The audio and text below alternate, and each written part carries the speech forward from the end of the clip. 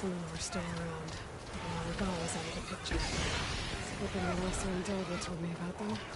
I just forgot to mention I got that camp under a horse. What are you doing here?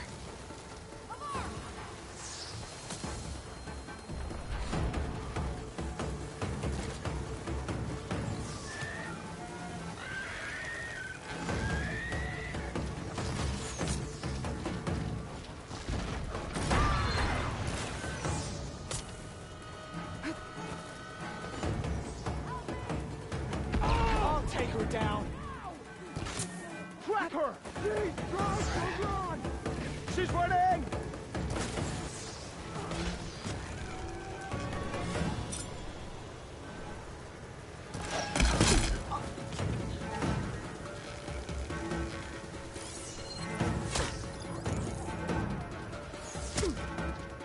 Riders.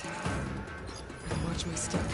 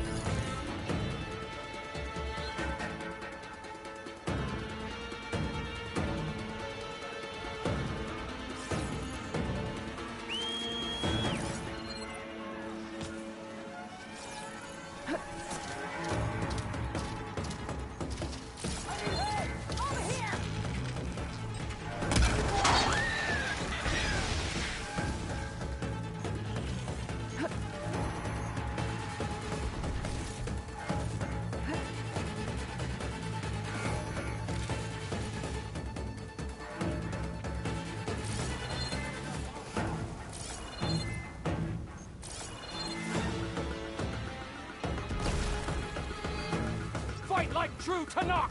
I'm in. I gotta find whoever's in charge. Figure out what they're doing here. I do not remember this place.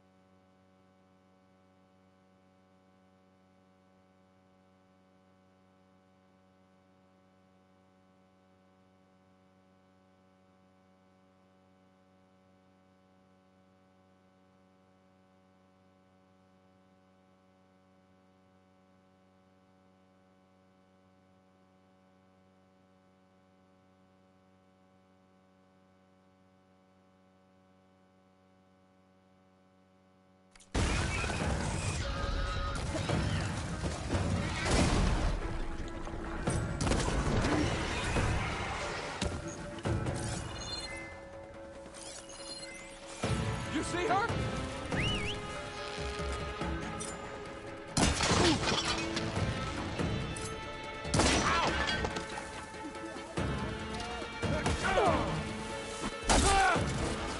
Hey. Okay. You feel that? Your luck ends here!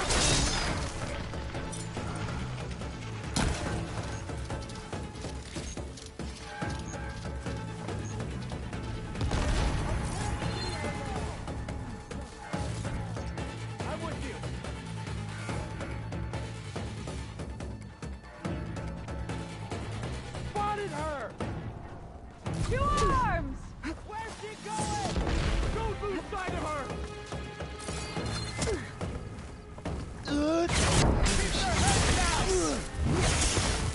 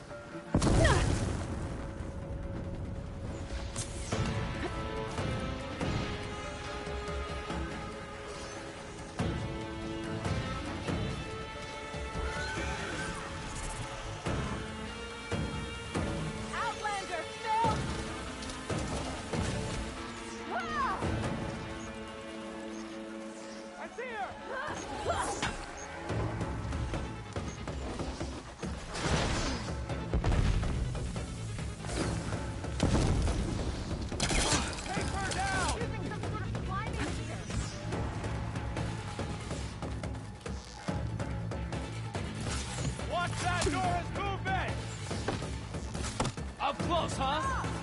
Ah! Got her!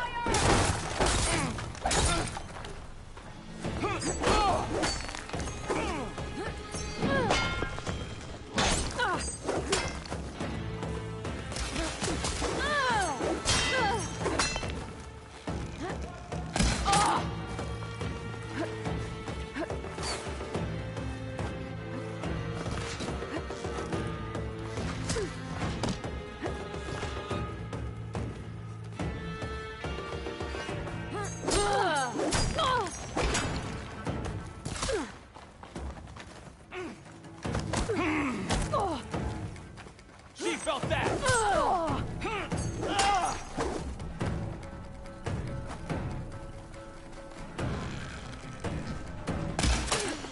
You okay?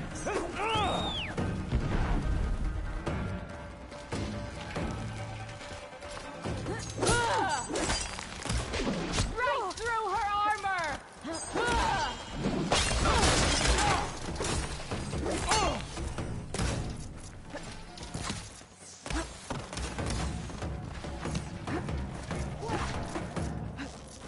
Kill her and Hikaru will fall!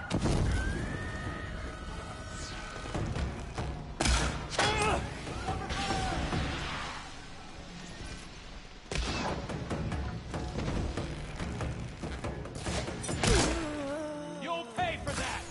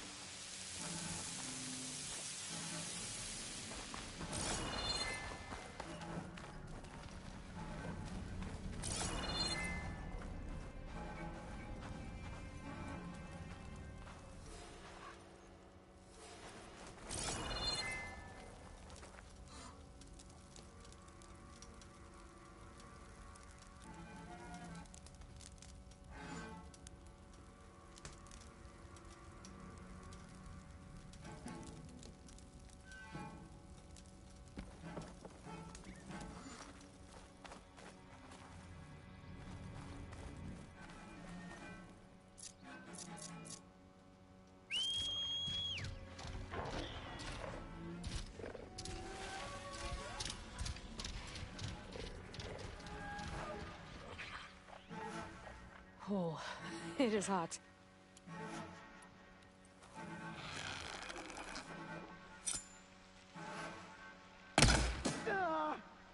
I want you dead! Are you gonna run again?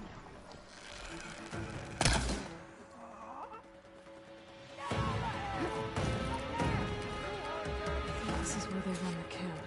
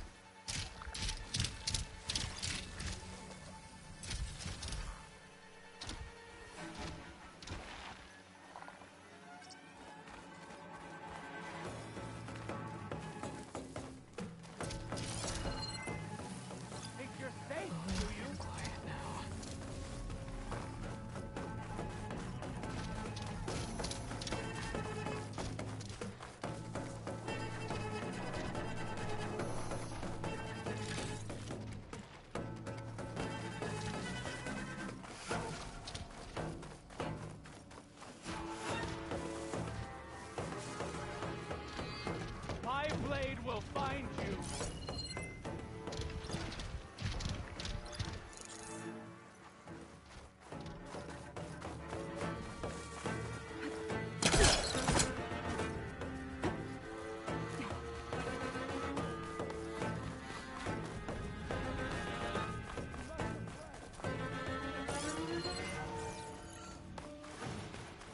Stay vigilant. She might come back. Is this that Outlander?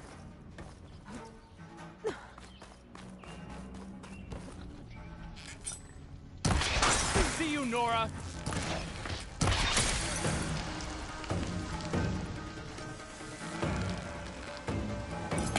Ah!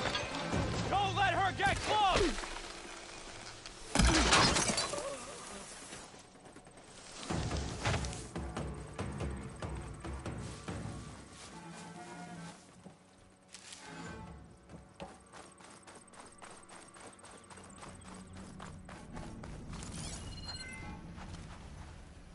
Playtime's over. Stay alert.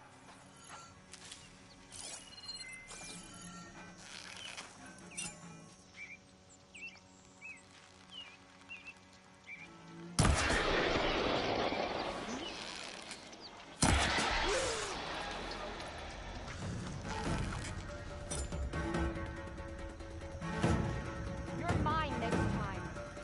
Let's settle this.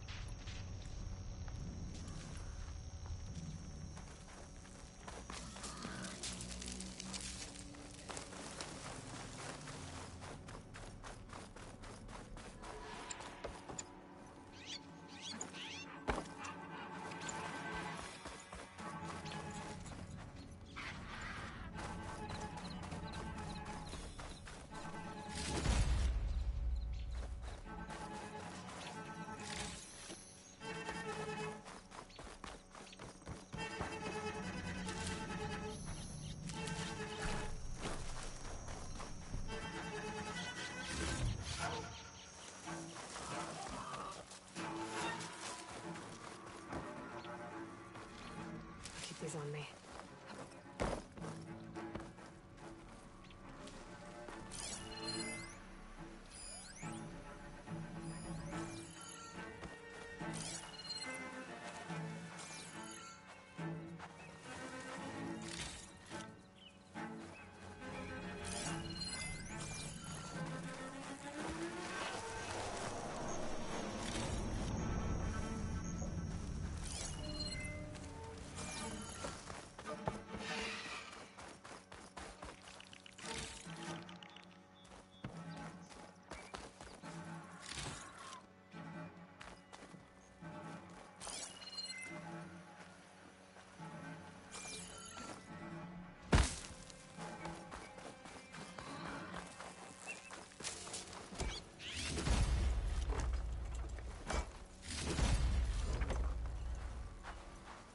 Just what I needed.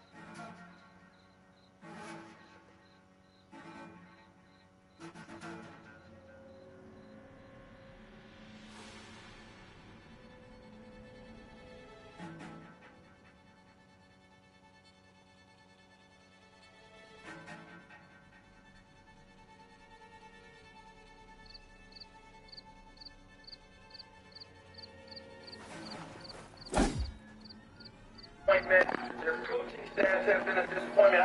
Let me think about it.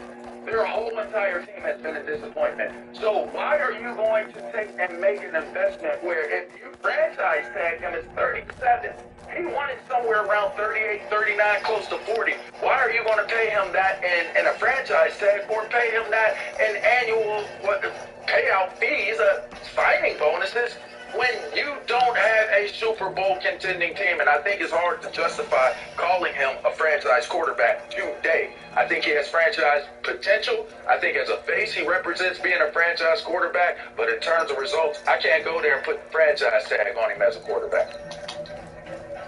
Well, some people falsely, obviously, picked Dallas to reach the Super Bowl this year. Every year. And the year before. Every year. We know they have talent. The offensive line should get better as it gets healthy.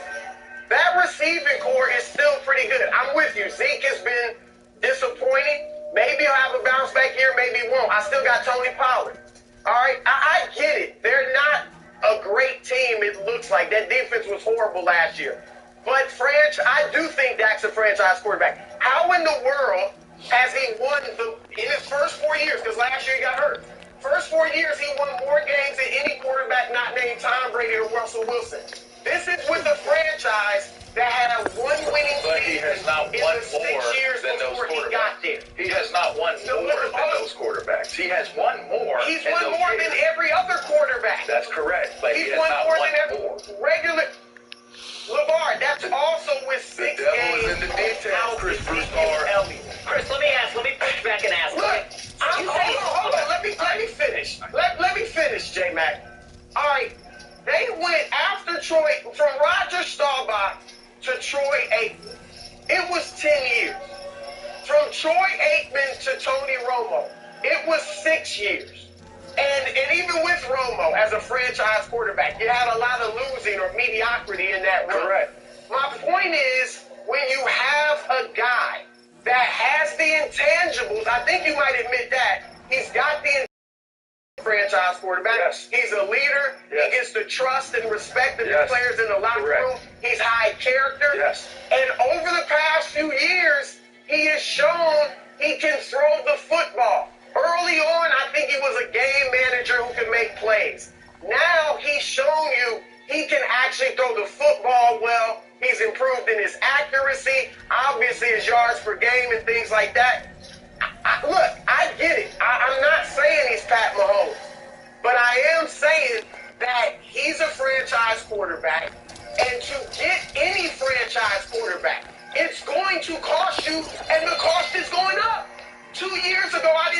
Dak was worth $30 million. I'd gladly take him at $30 million right now. So, Chris, So you got to look forward. They were willing Unless to you pay $30 drafted million. a Trevor Lawrence They were willing to pay him $30 million this year. They were willing to give him that $30 million annually. this year, but not Chris 2 keeps years talking ago. about quarterback wins. I personally hate that as a stat, but since you're obsessed with it, okay? Quarterback wins. It's easy when you're, a mid-round draft choice, making under the quarterback minimum, a couple $100,000. You can pay the offensive line. You can pay the trenches. You can build out cornerbacks. You can have an awesome roster when your quarterback's on the cheap. That's how they won the game with game manager Dak. Really? You got to pay him $37 million. You don't have the offensive line depth. They had to restructure 3 of their best guys in the trenches: DeMarcus Lawrence, Zach Martin, the left tackle, last year. And then all of them got hurt. And then there's 0 depth. So now you got to up the ante to pay Dak. Chris, you can't build a roster to even win the division if you're paying Dak top dollar. Would you envision the idea of that? Hey, man, You could. why don't you just say, you know what, Dak, we like you a lot. We can't come to a deal. Thank you for your service. And let him hit the market. Because, Chris, I think LeVar and I are on lockstep here. I don't think anyone around the league is going to pony up $37 million a year for Dak Prescott. No one. They might not pony up 37, but they'll pony up over 30. I tell you that. He'll get paid. But see, Chicago, one of these teams out there that needs a quarterback, they'll go for it. we can agree on Believe that. you me. But Dallas is willing to give him over 30. Yes. See, that's not. So the point, you're right. You make the point. We're not going to 40. And you see, I have on my Dallas colors, and I am not a Dallas fan, by the way. And I did not mean to say we. Dallas will probably give him somewhere. I would assume, I don't want to spend their money. 35, 34. They're going to give him a nice number. The number that Dak Prescott's representation is trying to leverage and get. They are playing a very dangerous game of chicken. And when you play chicken, and it's as dangerous as it is for Dak Prescott and his representation, them chickens be smashed on the road. They don't be walking back. You don't get missed. You get hit. And they need to make sure that they're aware of the fact. And Dak, they work for you. Your agency works for you. You paying them. Don't let them mess you up. Because to me, I feel as though this standoff as to why it didn't get done last year and leading into a serious season-ending injury is because you're going for a number that they clearly are not going to give you. Ezekiel Elliott did the same exact thing the year before. Held him hostage on the beach with Marshall Falk, working out, taking his good old time during training camp. And you know what they did, Chris? They got it done. They did not get it done with Dak, and it doesn't look like they're going to get it done if they're staying at the number that they're staying at. That's just facts. Like you said, feelings, facts, that's just facts. They're trying to let Deshaun Watson's market set what Dak Prescott should get. They're saying, well, Deshaun Watson got this. We're the next quarterback in the deal. Give us Deshaun Watson money. Chris Broussard, do you think Dak Prescott deserves the same money that Deshaun Watson got from the Houston Texans? It's not about deserve. It's about the timing. No, you're right. It's You're about right the with what you're saying. Trust me. If Dak Prescott signs for $40 million a year over 4 or 5 years, in a few years, he won't be the second highest paid guy in the league. That's true. It's all about time. Look, 2 years ago, Dallas wasn't willing to give him $35 million a year. Last year, they were willing to give him $35 million a year. Now they'll give him 40. If they franchise Dak, he's gone. And then, like I said, who knows when you're getting the next Rob quarterback? Parker always bets you on air, puts himself out there for public consumption of losing bets to you, one Chris Broussard. I will bet you on that one on national television. He will not get $40 million guaranteed. I can guarantee you that. Well, we can make that bet right here, right now on TV. Let's do the bet here. Franchise tag is like $38 million. 37. So he will get more than that. When I'm saying 37.7, what I'm saying is his deal with Dallas will average more than the franchise tag. How about That's a safer deal. 30, yeah. I think that's a safer lob. It's a better lob than 40 because 40 is not going to happen. I can actually go there with you. We can go to the crib on that one. I don't think it's going to happen. I really don't, because I think the factors are working against him. That injury, you got to take into consideration. There are things that are working against Dak Prescott in this, and I don't know that he'll get that amount of money, but I can see it. I can see all of those elements that you said Dak brings to the table, the leadership, the buy-in. He does win, not quality games. He doesn't win big games, Chris Broussard, but he does win games, and he does win a lot of games.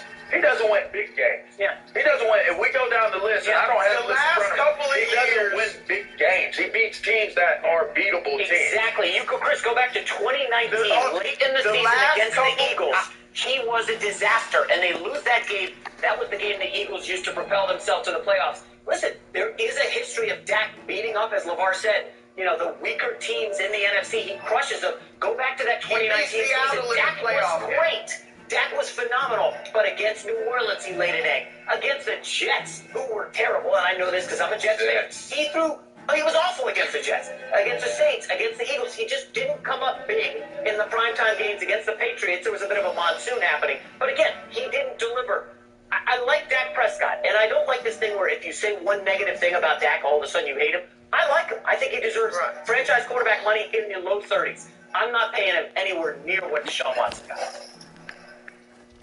Look, I get it. I don't think Dak is a top 5 quarterback, but I'm telling you the market. It only goes up. Remember Jimmy Garoppolo was the highest paid player in NFL history. And then now he's not even, it's a great contract now. This is the way it works. And if Dallas had, I don't know how they didn't recognize it. I recognize it. If they had seen this 2 years ago, they wouldn't have this problem. Because here's the alternative. Let Dak walk. And then try to draft a top quarterback. And then who knows if that will happen. Sam Darnold was supposed to be the next guy. Jared Goff was supposed to be the next guy. Carson Wentz was supposed to be the next guy. Who knows? And you could be going another 6 years. And you mentioned all the money they've got locked up in other positions. That money's not going anywhere, whether you got Dak or a rookie quarterback. So unless you know you're going to be able to draft the next superstar quarterback, why in the world are you starting over? We know Jerry Jones wants to win now. We saw the Cowboys with a so-so quarterback this year, Andy Dalton. How'd that work out? Not well. So my point is, right. It hasn't worked out well with Dak either. It hasn't worked out well with Dak either. They made the playoffs 2 out of the 4 years he was healthy. They beat Seattle. That's a big win in a playoff game. I'll give you the last 2 years. He didn't win big games. But the 2 years before that, he did. I love And I can't give it all to the roster, J-Mac. J-Mac, that roster was 4-12 the year before Dak took over. This is true. That roster made the playoffs 1 out of 6 years, or had a winning record 1 out of 3 years. You're doing qualifiers. And Chris, bro. by the way, Andy Dalton, they were bad last year with Andy Dalton. What were they with Dak before he got injured? They were 1-3. And I don't want to go to quarterback wins. 2-3. But they were 1-3, and then he got hurt in the Giants game that the backup came in and won. But go ahead, LeVar, wrap up. This is what I'll finish with. If you use that line of thought and reasoning that you're using to justify for Dak Prescott right now with Patrick Mahomes or Russell Wilson or Deshaun Watson, it would fall flat. It would fall flat. So if you can't use those guys, you can't use what line of reasoning? Well, the reasoning of what you feel Dak has brought to the table in terms of his wins and the qualifiers of what other guys are getting paid on the roster, this being a win-now team, this is not a win. It's not a win-now team. So if you're using qualifiers... How long is Jerry Jones waiting?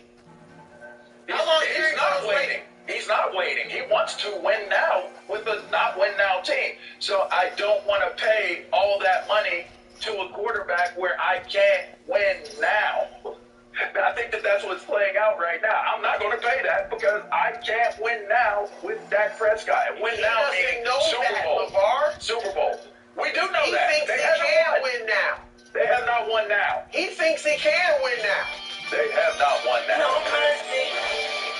Hey, Undisputed listeners, I wanted to tell you about our brand new Fox Sports app and website, foxsports.com. Reimagined for the modern sports. Go ahead, download the new app right now. You don't even have to pause this episode. Every day on the new app and website, you'll see the top stories in sports, plus a rich world of written content, videos, social media, and analytics to give you a 360-degree view of the most important stories of the day.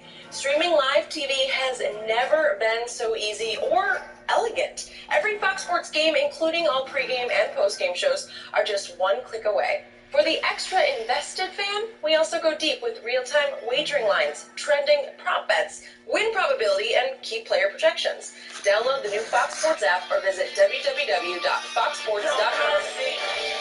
Hey, Undisputed listeners, it's Charlotte Wilder here to tell you about my new podcast with Mark Titus called the People Sports Podcast. It comes out every Thursday, and Mark and I take one of the big stories of the week, and then we go off on tangents you never saw coming. This might mean that we start talking about the Dodgers winning the World Series and end up wondering if Knicks fans deserve happiness. Or begin with LeBron's greatness and end up drafting our ultimate beer league softball team made up of old athletes. Whatever it is, the only rule of the show is that it has to be fun and funny, because these days we can all use as many laughs as we can get. So check it out wherever you get your podcasts and come down Weird Sports.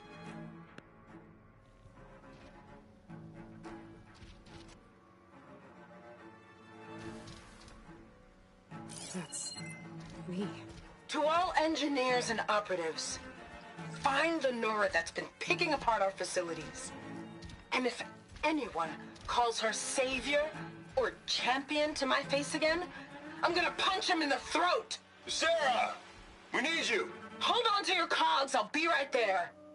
I want her found, and I want her dead. And bring me her focus when you're done.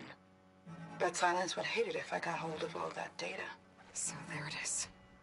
Silence is involved with the Sons of Prometheus.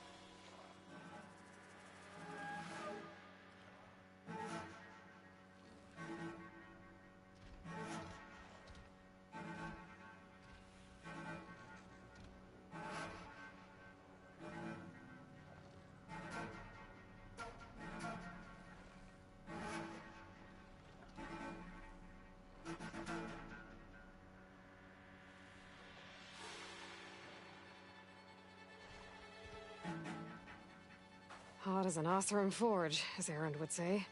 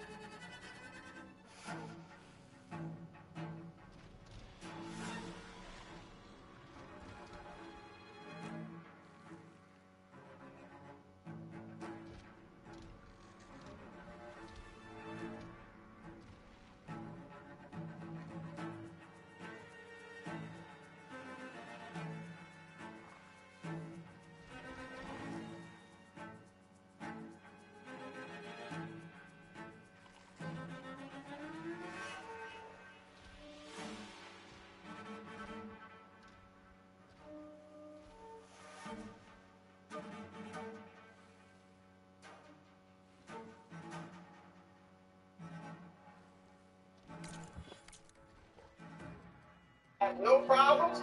He could be in line for big money the year after. So he should be on his best behavior, and we know he still got game. Obviously, Gronkowski isn't going anywhere. If he plays again, it'll be in Tampa Bay. You got Ronald Jones. I don't think Fournette's leaving, but if he does, I still got Ronald Jones. I got Scotty Miller. I got Tyler Johnson as a receiver. So that team is going to come back ready to win, make the Super Bowl again. They should be the favorites in the NFC. They're going to be better than next year. They're going to be more comfortable with each other. They're more confident.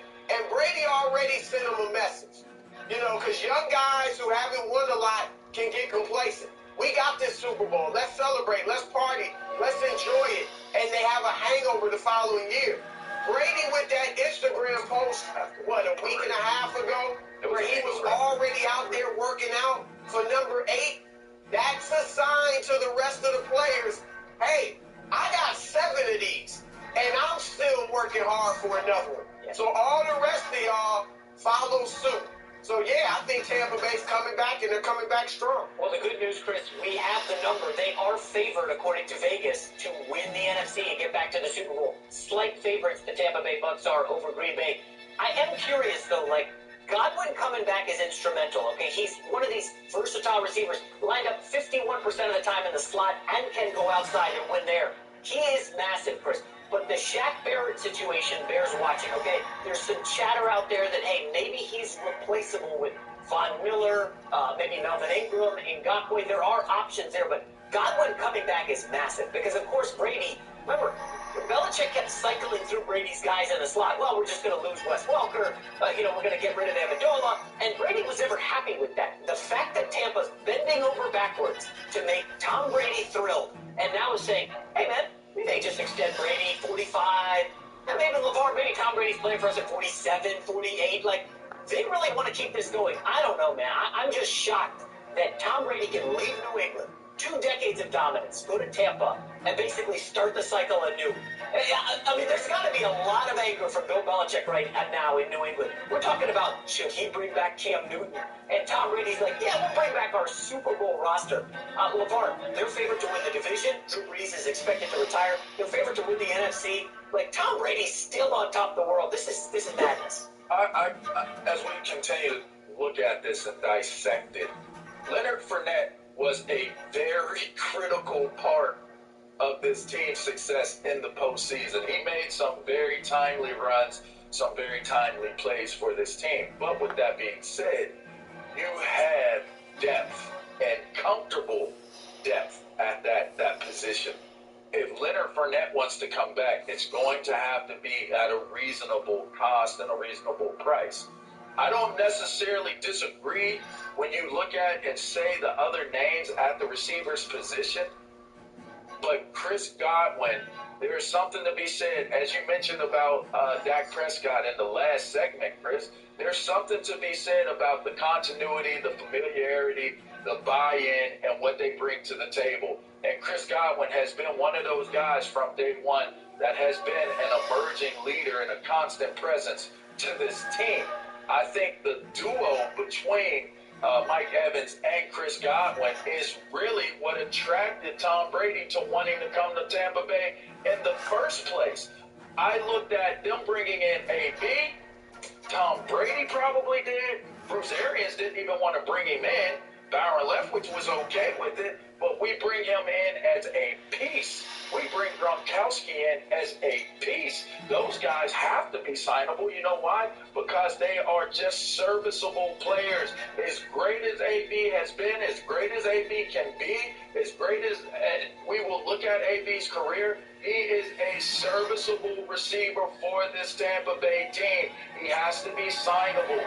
Make room to be able to re-sign a guy like Chris Godwin. You don't want to lose the essence of what you created on that offense. And I'll say this, you're right about Shaq Barrett. You want to bring back Shaq Barrett, but the one guy out of, Dominican Sue, Shaq Barrett, Levante David is the guy you have to bring back. If you bring back your heartbeat of your defense, you can fill in some of those other spaces and those other places with other guys. But offensively speaking, that is the #1 priority to this team because of what they had to do with Tom Brady, and they will address that aggressively. And that's why I don't think that we can sit here and look at and underestimate the fact that they are actually going to try to keep all of those guys in pocket in Tampa.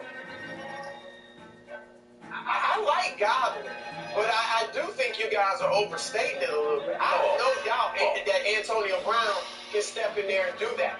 We saw Tom Brady win Super Bowls with far less talent than Mike Evans, AB, and Scotty Miller as his receivers, not to mention Tyler Johnson, and the host of tight ends. I mean, really, again, I'm not throwing shade at Chris Godwin, but I saw him drop a few passes in the playoffs. I'm just saying. I saw him drop a few key passes.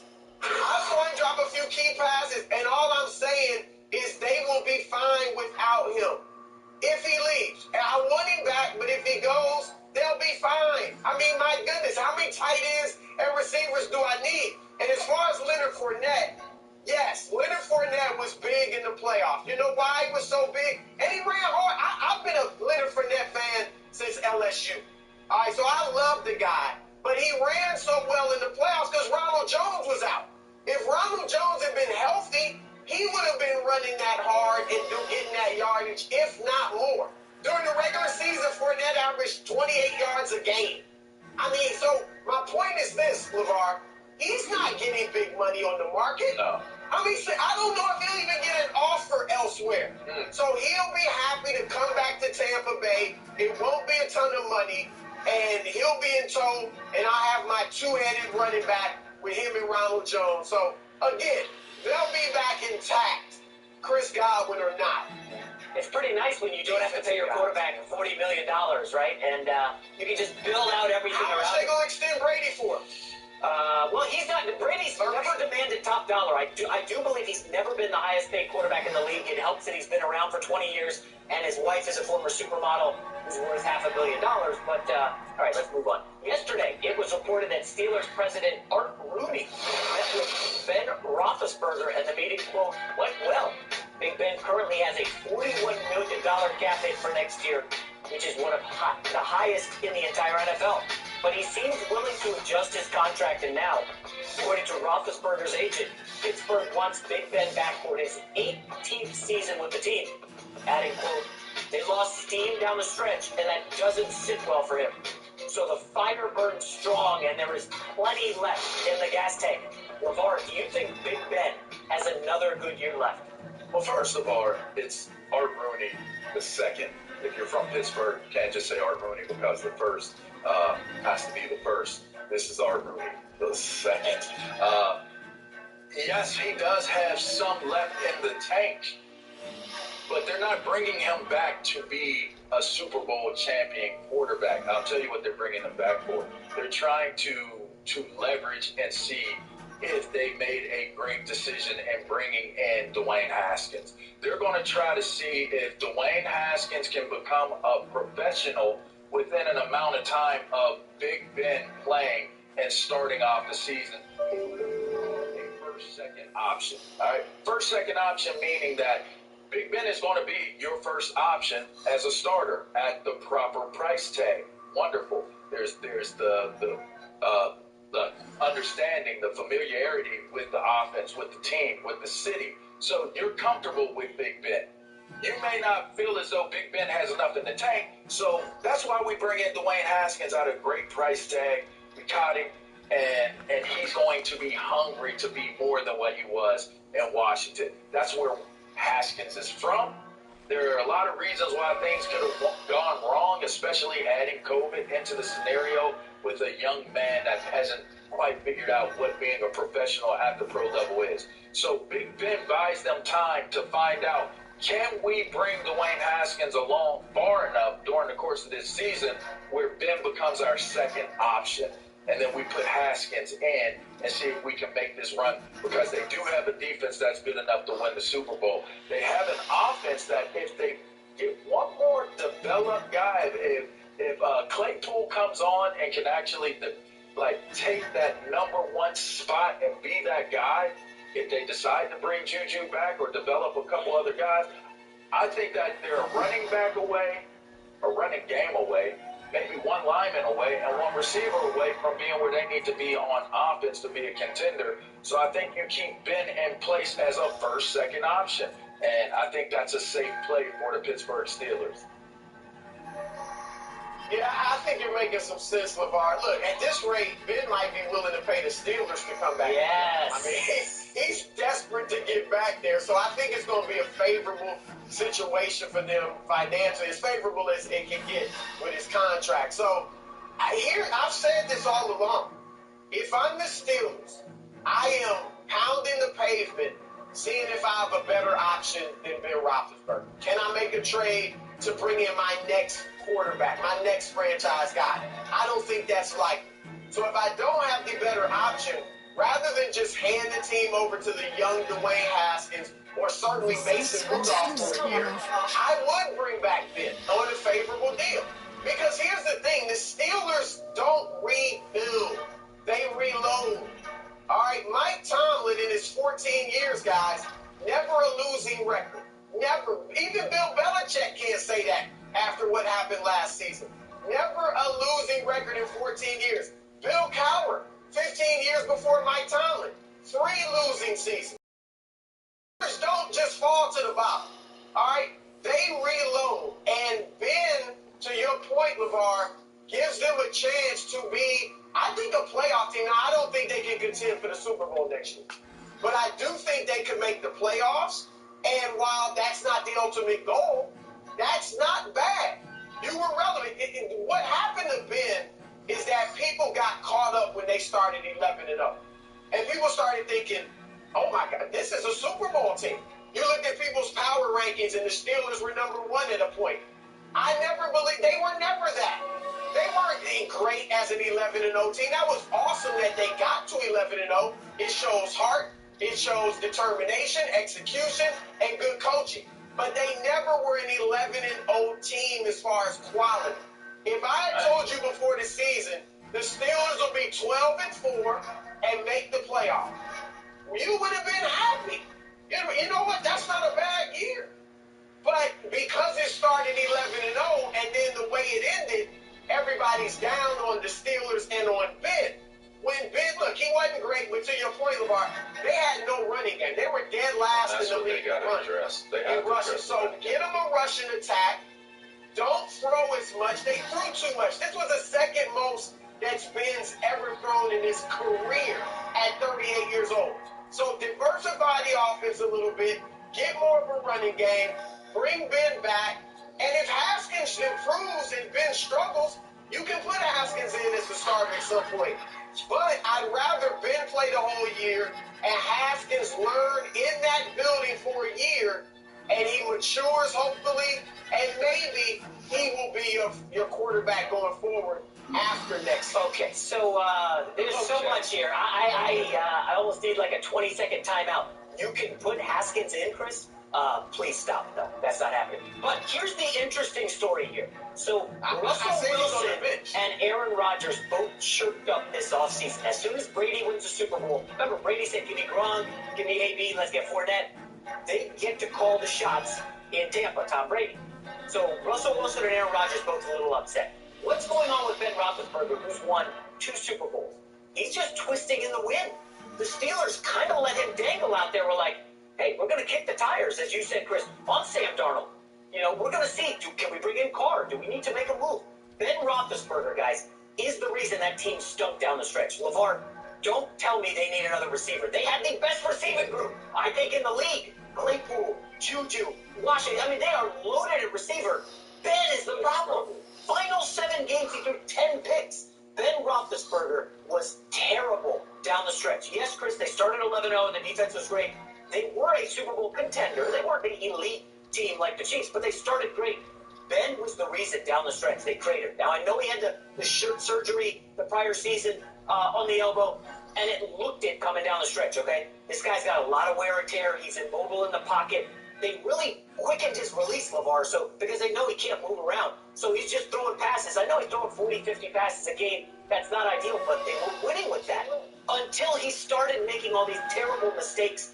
You look at that Cleveland game. I don't even think we're willing to roll the tape here because I'm not trying to throw Ben under the bus. He was abysmal. in a home playoff game favored against the Browns. I mean, he messed his pants in that one, guys. It was ugly. I actually believe Ben Roethlisberger is like what Chris said, basically begging the Steelers, please, guys, bring me back. I can't go out like this. I'm a two-time Super Bowl winner. LeVar, I don't have as much faith in Ben Roethlisberger as you do. Like, this offensive line, did they lose Pouncey? I think he just retired. And, you know, the offensive line's getting old, and I think they have 4 or 5 starters over the age of 30. Listen, it's not morning where I, bash Dak Prescott and Ben Roethlisberger, but for some reason, the producers picked 2 quarterbacks who I just don't believe a lot in right now. And LeVar, you're smiling. You want to come after me. Go for it. But Ben Roethlisberger was terrible. There were a lot of drops. I just want to know what the alternative is. They just showed. I just want from Jason. Go ahead. I would see what Sam I just want to know what the alternative is. I think LeVar and I are saying the same thing. Who's the alternative? So, Sam Darnold, the Jets quarterback, and I'm not just trying to get the Jets draft picks, he had nothing. He had the worst offensive skill position players in the league. You put him in that Pittsburgh offense. You give him Claypool and that fleet of receivers. You got a good tight end, and he dropped him as prime. Can they get Darnold? Why not? But what the Steelers don't do is make knee-jerk reaction decisions. They don't do that. They're not going to go out there and get a Deshaun Watson in a blockbuster trade. They just don't. What, Jerome Bettis? That the last time they did something to that caliber? So they don't do that. It's a very, very traditionally ran organization, and they do it very sensibly, and they do it the right way. So getting a Dwayne Haskins, played at Ohio State, you're right next door to Pennsylvania. They're very aware of what he's done during the course of his time in college.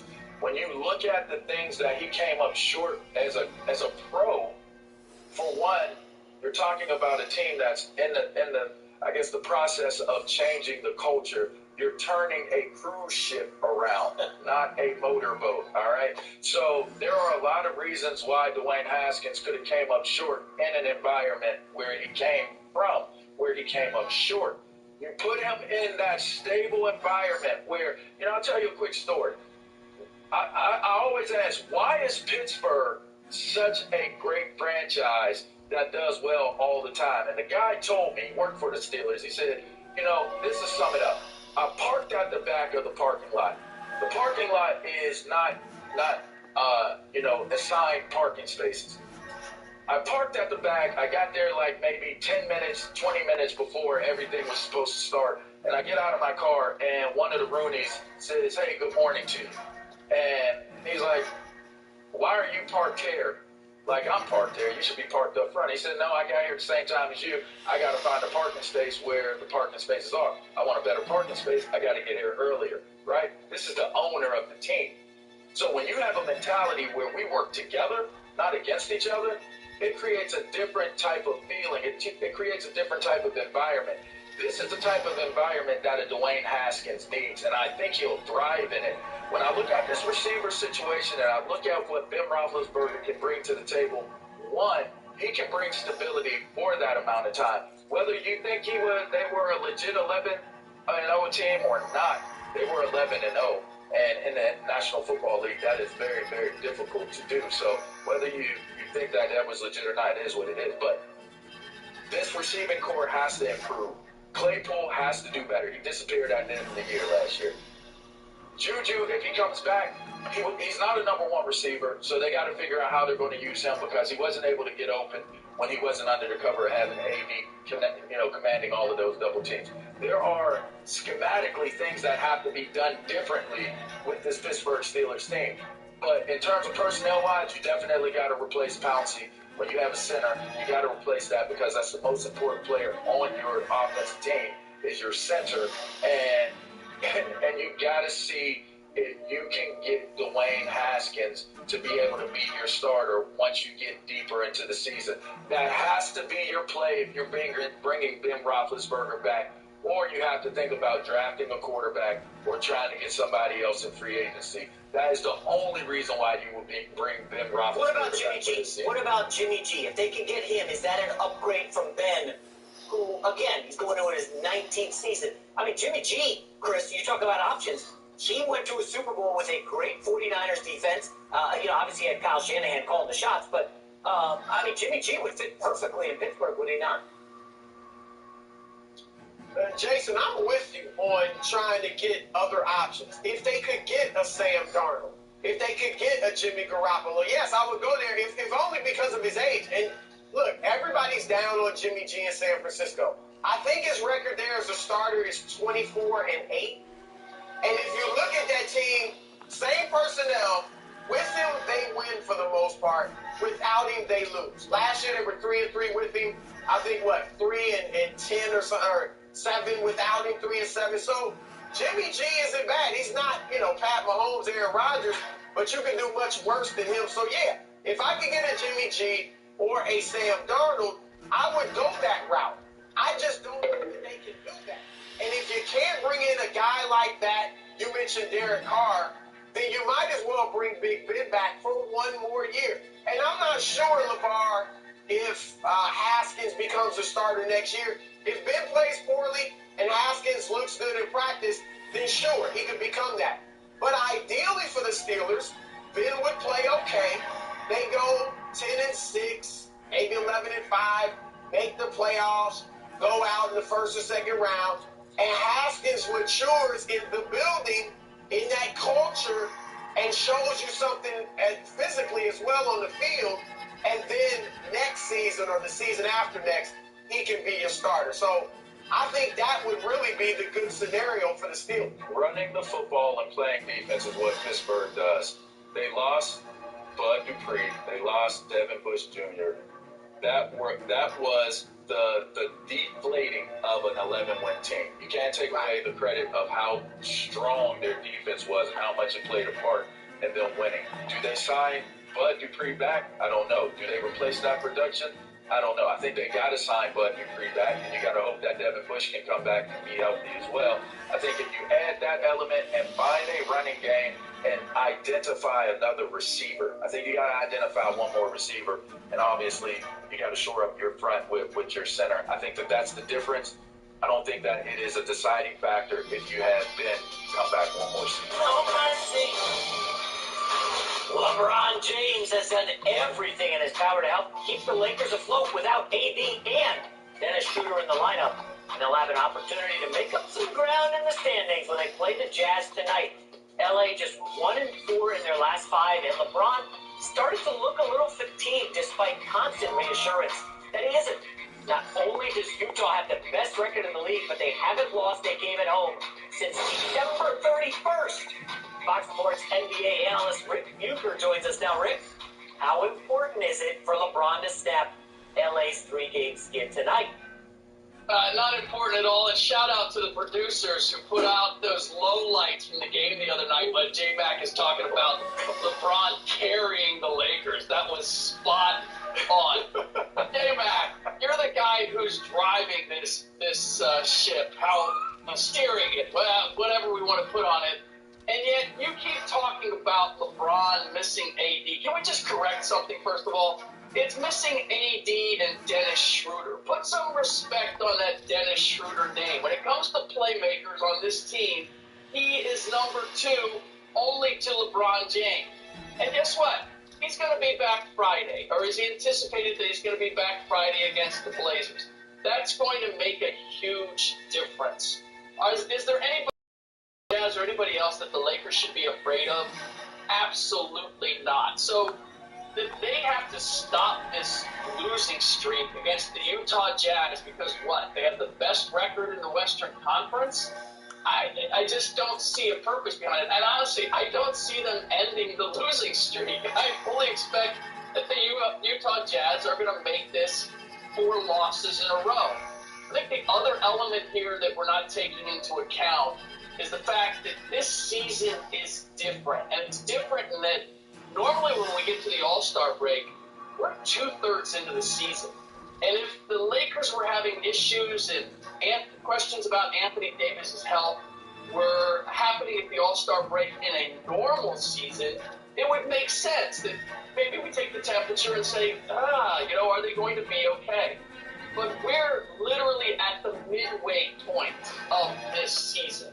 With 35 some games still to go, I just can't see a way in which a game against the Utah Jazz in Salt Lake City, missing 2 of their 5 starters is reason for alarm if they end up losing the game. Yeah, LeVar, you made a good point yesterday about anytime you have a losing streak, you want to end it. All right, there's a sense of urgency to end it. So I'll give you that. But I'm with Rick for the most part. I mean, come on, look. I do think they'll lose tonight. If they do, it's far from the end of the world. There's no shame to losing to the Utah Jazz without your second and third best player. I mean, they're expected to lose. Right. I mean, you got 40 games left. Remember, last year in December, which was about the same place we're at right now, maybe a tad bit earlier than we are right now, they had a 4-game losing streak. Remember in the bubble, they went 3-5. And it looked at times, really through that whole regular season in the bubble, that 8-game stretch, that they couldn't hit the 3 and they couldn't defend the 3. And obviously we know how last season ended. So this is not, some litmus test for the Lakers. And to that point, even if they win tonight, you shouldn't, get out the pom-poms and let the confetti start flowing and think everything's right in Lakerland. It'll be 1 of 72. The Jazz are going to lose at some point. They won 21 of 23, so they're going to lose another game. Maybe they'll take the Lakers lightly without AD and Dennis Schroeder. So it'd be a good win, yes. The Lakers are just 5-7 against teams with winning records. That is the worst record against such teams of the top 7 teams in the West. And obviously a lot of those games came with Anthony Davis. So it'd be a great win.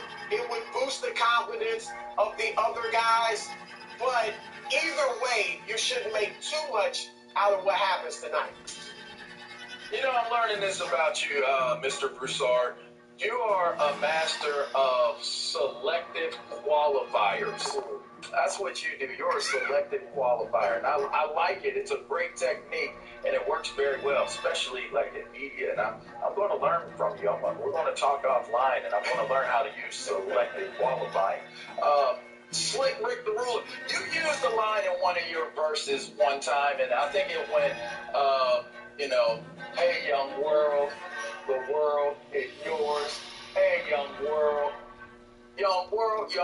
Donovan Mitchell, Rudy Gobert, Jordan Clarkson, drafted in 17, 13, that way, and 14. This is a must-win for the Lakers, and I'm going to tell you why. Because these young world babies are growing up into full-grown bulls with horns, all right? So when you have an opportunity to make an example, to set a tone, you do that. You don't say, oh, we win. But if we lose because there's so much season to be played left. No, because these guys are gunning for the crown. What's the crown? Oh, the crown. Wow. LeBron James, they call him King James. They are gunning for this crown. And right now, with the qualifiers that Chris Broussard just used so well and eloquently, Schroeder is out. AD is out. Well, maybe that means that you don't have your Lancelot with King Arthur. So you're going into battle and you're going into war, and you don't have your best swords and shields with you going into these battles. And it always matters. When you win, when you lose, even if it's 100-game seasons that you have in basketball, and it's not as short as football is, like us football players, it always matters. And when you're in a losing streak, Slicks, when you're losing, you gotta fight to stop the bleeding, even if it's just for the mental morale. You know what's the worst thing to do when you lose? When you go there and you practice and you've lost more than once, it gets hard. And then when you lose more, it gets harder. And then you know what happens? Getting better gets harder. You gotta stop the bleeding. You gotta stop the losing. And that's why this is a must-win for them against a really good emerging Utah team. You guys know, I knew LeVar a little bit before the show. We talked at the radio show. But I really like the cut of his jib because I just listened to that and I started thinking, Chris and Rick are missing something here. The Lakers have played the easiest schedule in the NBA to this point. Basketball Reference says easiest schedule in the NBA. And then you start thinking, oh, you know, they have a really good record. They play an easy schedule. AD's hurt. Oh, man, they lost to the Wizards. Now they got the Jazz. And LeBron is hearing this. You know he's watching the show. You know tomorrow everybody's fired up to watch his show because y'all are going to kill the Lakers when they lose. I am starting to side with Lamar here. I think this game really matters. Frank Vogel is not going to punt because they don't have Schroeder and Anthony Davis. They're going to go in and say, Kuzma, will you play some damn Come defense? on, Kuzma. KCP, will you lock up Jonathan Mitchell?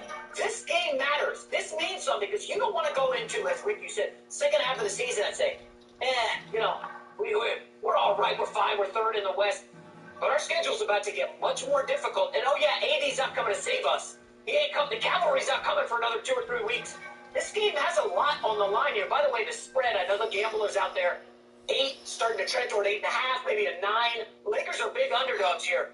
Broussard and Rick, I mean, listen, this game has some bearing. Don't try to pump this as, it's 1 of 72. This game matters. Okay, the Lakers are okay. You know what? J-Mac is just having visions of being able to bring confetti in tomorrow and throw it around because the Lakers pulled off an upset. And LeVar, you can use all of the colorful analogies you want. Swords and shields and pistols and whatever. It's not going to make a difference. They're playing in Salt Lake City. They're playing against a team that's never gotten out of the second round. Good for the Utah Jazz that they're doing what they're doing, but they're going to play big. And what can the Lakers not do right now? Play big. They can't play big.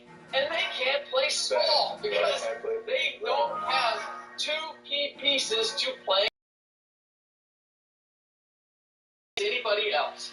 Every time I look at LeBron James and I go, what's wrong with LeBron James? Like maybe Father Time has finally tapped him on the shoulder. And then LeBron says, no. I've got a 4th year. I've got a 5th year. I'm just not going to use it right now. I'm perfectly comfortable not going to my top gear in the middle of February. And so we get around to April and May and June, and suddenly we see, say it with me, we see playoff LeBron. And then suddenly realize once again, he's got more in his bag than we thought he did because how he plays at various times during the regular season. I fully expect that he's not going to kill himself to beat the Utah Jazz. And if it was a must-win, if it meant anything, if home court advantage meant something this year, which it doesn't, because let's not forget, we don't have fans in the stands. So even if they slide down the standings and the seating over the next week or so what? The Lakers don't need to be a top 1, 2, or even third seed in order to win another championship. So you can say it's a must-win, but the Lakers have to believe it's a must-win. LeBron James has to believe it's a must-win for us to really see what the Lakers are capable of at this point. You know, when you have a great qualifier, selective qualifier with a great deflector, wonderful deflector such as yourself, those two put together equal toxic relationship. That is toxic what you just did, review her. It's so toxic. I don't want to be a part of it. I don't want to have any parts of that. I really don't. I don't feel comfortable with it. Everything you just said, let me tell you something. If you're not getting suited up, if you're not driving to that stadium in Salt Lake City tonight with your headphones on, thinking, I am going to murk these dudes on this hoop court tonight. When I'm putting my socks on and I'm sitting in my locker and I'm making sure that my headband fits perfectly on my head before I go out there on that court as LeBron James or any of those other guys that play for the Lakers. It's okay. We're just going to go out here and let them win. It doesn't matter. I got 4, 5, 6. I got 7 gears. I got 3, 4 gears left. You know what? But it don't matter tonight. I'm going to just go out here and see what I can do. There's no fans in the stands anyway, and I don't know how many people are watching us on TV, so it doesn't matter. We're just going to go out here and lose. You know, we'll get to the playoffs, and then that's when I'll show everybody who LeBron James is. Come on, Slick Rick. You know that ain't true. Nobody is going into a game with the mindset that, it's okay, I'm going to just chill.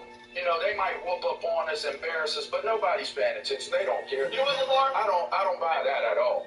Maybe not going in, but at some point during the game, if it's not there and winnable, LeBron has made business decisions before. I understand that. But they're going to have to force them to make a business decision. And that, to me, that's why this is a must-win.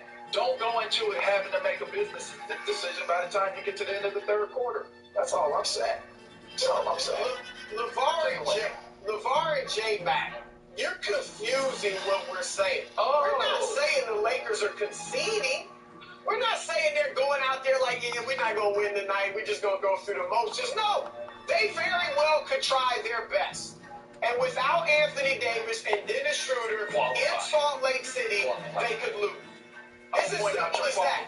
And now, LeVar, I love what you're saying. If I was Frank Vogel, I would bring you into the locker room pregame and let you have at it. Let you give a pregame speech about how this is an absolute must-win. Everything is on the line. Now the players, as they're tying their sneakers, they might be looking at you like, dude, we play 72 games, not 16. Relax, all right? But still, I love your fervor. But it is February. It is 1 of 72. That's it. Doncic's late game heroics gave Dallas the win over Boston last night. Despite the absence of injured Kristaps Porzingis, Luka hit the go-ahead three with 15 seconds left. Then, after Jaylen Brown tied the score with 9 seconds left, Luka drained a step-back 28-footer. This all came after Mark Cuban denied a report from earlier in the day that the Mavs were allegedly, quote, gauging the trade market for Kristaps Porzingis. Chris, should Dallas try to build a championship team around Luka and Porzingis? Look, I understand where Mark Cuban and Rick Carlisle also denied it. I get where they're coming from. They have to go out there publicly and deny it. But the fact is this. If the Dallas Mavericks front office is not working the phones quietly to see what Porzingis' value is on the market. In fact, if they're not doing that with everybody not named Luka Doncic, then they're not doing their job. It's as simple as that. And I really like Kristaps Porzingis. I love his game. 7'3", shoots the three, rebounds fairly well, can block shots. I mean, he's a very good player, but he's got one major problem. He can't stay healthy. He can't. I mean, look at this. He missed, and this is not 1 or 2 years. This is his entire career. He missed 16 games his second year in New York, 34 games his third year in New York, the entire season of 2018-2019, 18 games he missed last year, and this year he's already missed 13. And remember last year's playoffs, he missed 3 of the 6 games. They may have beaten the Clippers had Kristaps Porzingis been healthy. So my point is, I'm not giving Porzingis away. I'm not shopping him. I'm not looking to get rid of him. But open to trading him, if I got equal value, you have to be. Because as good as KP is, he just can't stay on the court. I mean, heck, we saw that last night too. And that's the problem with him. That's a great duo if KP's healthy. But can I count on him being healthy? He's had 2 knee surgeries as well. So that's my only concern with Porzingis. So again, I'm working the phones. I'm seeing what his value is. But I'm not just giving him away or shopping him. I'm doing my due diligence. Chris, he actually has 2 problems. One is that he can't stay healthy, as you illustrated. And the second is that he's being paid like a max salary player. That's what he has. And while his numbers are good, and as you said, he's a very good player, is he a great player? I don't put him in that category. You guys have probably heard me say it before. Stars are guys who get their numbers. Superstars are guys who get their numbers, and they get other guys' numbers. Porzingis hasn't shown me a game that necessarily makes the other guys around him better. And when it comes to being paired with Luka Doncic, Luka is an offensive weapon, mastermind. But he's not all that great defensively. And while Porzingis' defensive numbers are good, he's a situational defensive player. Like, I've seen him in matchups where he's clearly intimidated, where there are certain guys that look at Porzingis and go, oh, it's my time to eat. This is going to be my night. If I am building around a guy, especially a big, who's supposed to be the backbone of my defense because my other guy is my offensive weapon, that's not going to work if we're going for a championship. And let's face it, the Mavs might have been a dark horse contender for a championship this year. We found out way different. Same with Luka Doncic's chances of winning MVP. All that's by the boards. If they can move Porzingis and that contract, I say you do it. And to your point, if they're not exploring that, if they can't find a sucker on the vine for that deal that started last season, then they are missing the boat, because I do not want to grow old with Kristaps Porzingis' contract. You know, for me, I think it's the height. We talk about this Lakers team, and we're talking about the West. And you made the point, Rick, right? They have to be a fast transition team, play small to have success. Well, when you think about Dallas, they're a long team. They got a bunch of long guys, and I think that they're seduced by height. I mean, when you think historically, that's where Sean Bradley played a lot of his best years, was in Dallas, right? They love having long guys, right? So you got Bobo in there, over 7 foot, right? You got Porzingis in there, he's over 7 foot. I know he gets hurt, and he stays hurt, but can he play? Can he give me minutes? Can we give him spot minutes? Can we give him load management? Even if he's not the most elite of elite, if I have that length and that height, this isn't a small running team. They do sets. They set Luka up. They create shots in half-court sets.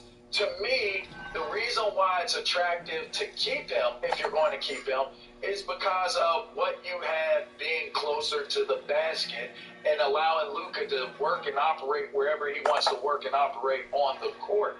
So it's more of these guys, they're all role players, and our style of role player is a tall, long, create bad shots, alter shots type of guys, and I think that that's probably what they're looking at as the biggest value of having these type of guys on their team, and that's probably why it's difficult to say we want to let this type of length of a basketball player that fits our style, let them go in a trade. Yeah, and the problem is, guys, they don't have any first-round picks to attach. Next year's pick is with the Knicks. They can't. It's going to be difficult, Rick, right? I think we'd all agree, to unload Porzingis. You got to find a GM really asleep at the wheel, willing to take on that deal. I'd love to see Bradley Beal next to Luka Doncic, but there's like no scenario where that's even humanly possible. They would destroy in the West. The real problem with Dallas is, they're ninth in the West, at 500 team. If Porzingis can only play half the games the rest of the way, and their other pickup, Josh Richardson, has been a nightmare. I mean, he's a shooting guard who can't shoot. He's at 31% from three. They lost that trade badly, giving up Seth Curry. That was just a horrible deal. So Dallas is in a tough spot. And it's funny because I think, guys, last summer we were like, oh, Dallas, everybody's going to want to play next to Luka. Maybe they get Giannis next to Luka. Everybody's going to want to play with him. And all of a sudden it's like, oof, they're not really built to contend. They better get it together to keep Luka in Dallas long term, because this does not look like a team that's remotely close to being one of the better teams in the West. Yeah, there's also they'll play better. Go ahead, Chris. Go ahead, Rick. Go ahead. Well, I think they'll play better in the second half of the season. I think they'll play better in the second half of the season. They've already played better. Luka's got his three-point stroke down. We saw that last night, obviously. So I expect improvement. I expect them to move up toward that top 8 for sure. Here's the thing with Porzingis, though. He's probably a third best, even if he were healthy. He's probably the third best player on a championship type team. And that would be great because maybe you can get that second guy. The problem, as Rick brought up, is he's paid like a first or second guy. So that is a problem with him as well. So, look, again, they're not going to give him away, but if you can find equal value, then I think you can move on from it for sure. It'd be a great thing for the Lakers. Yeah. The other challenge here is there's been a bad vibe around this team. From what I've heard, and some of it's just disgruntlement because they were supposed to be a lot better than they were. But I'm watching very closely the relationship between Rick Carlisle and Luka Doncic, because Doncic is the type of offensive player who likes to run the show. And Rick Carlisle is the kind of coach who likes to run the show. And I don't want to read too much into this, but if you guys go back and you look at when Doncic hit the game winner the other night, look at Rick Carlisle on the sideline. He's right there. Doncic hits it, and he turns the other way and walks down the floor. Now, maybe there was something to consider. Maybe he had something to think about. But in a normal circumstance, I would have expected some kind of a reaction, connection between the two of them. And there's none of it. So when he comes, he hits this shot, bang. This is the game winner, right? Oh, what? Wait a minute. Where's my coach? Where's he? Oh, I'm going to turn and I'm going to walk down. Like, there's no interaction between these two. And again, I'm not trying to make something that's... Yes, you are. Yes, you are. But this is exactly what you're doing. He was clapping, Rick. He was clapping. He was going the other way. While he was walking away. Look, I know the freedom that Doncic wants. And Carlisle is... Sometimes it's just a matter of who's really running the ship, who's the one who's going to make the decisions here in how we play. And Doncic wants to play an open style. LeVar, to your point, they would be better, I think, playing fast and playing faster with Doncic. But generally, that's not how they play. And I would dare say that may even be part of why Josh Richardson is struggling, because he would play better in an up-tempo, playing fast system. So it's just something I want to keep an eye on because of the dynamic and the makeup of those two guys.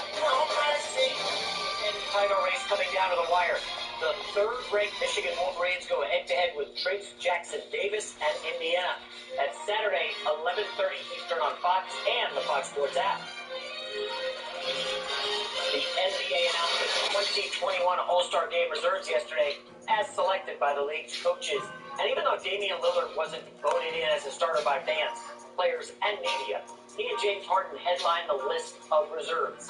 At 20 years old, Zion Williamson became the fourth youngest All-Star behind Kobe, LeBron, and Magic. Rick, what's your biggest takeaway from the All-Star reserves?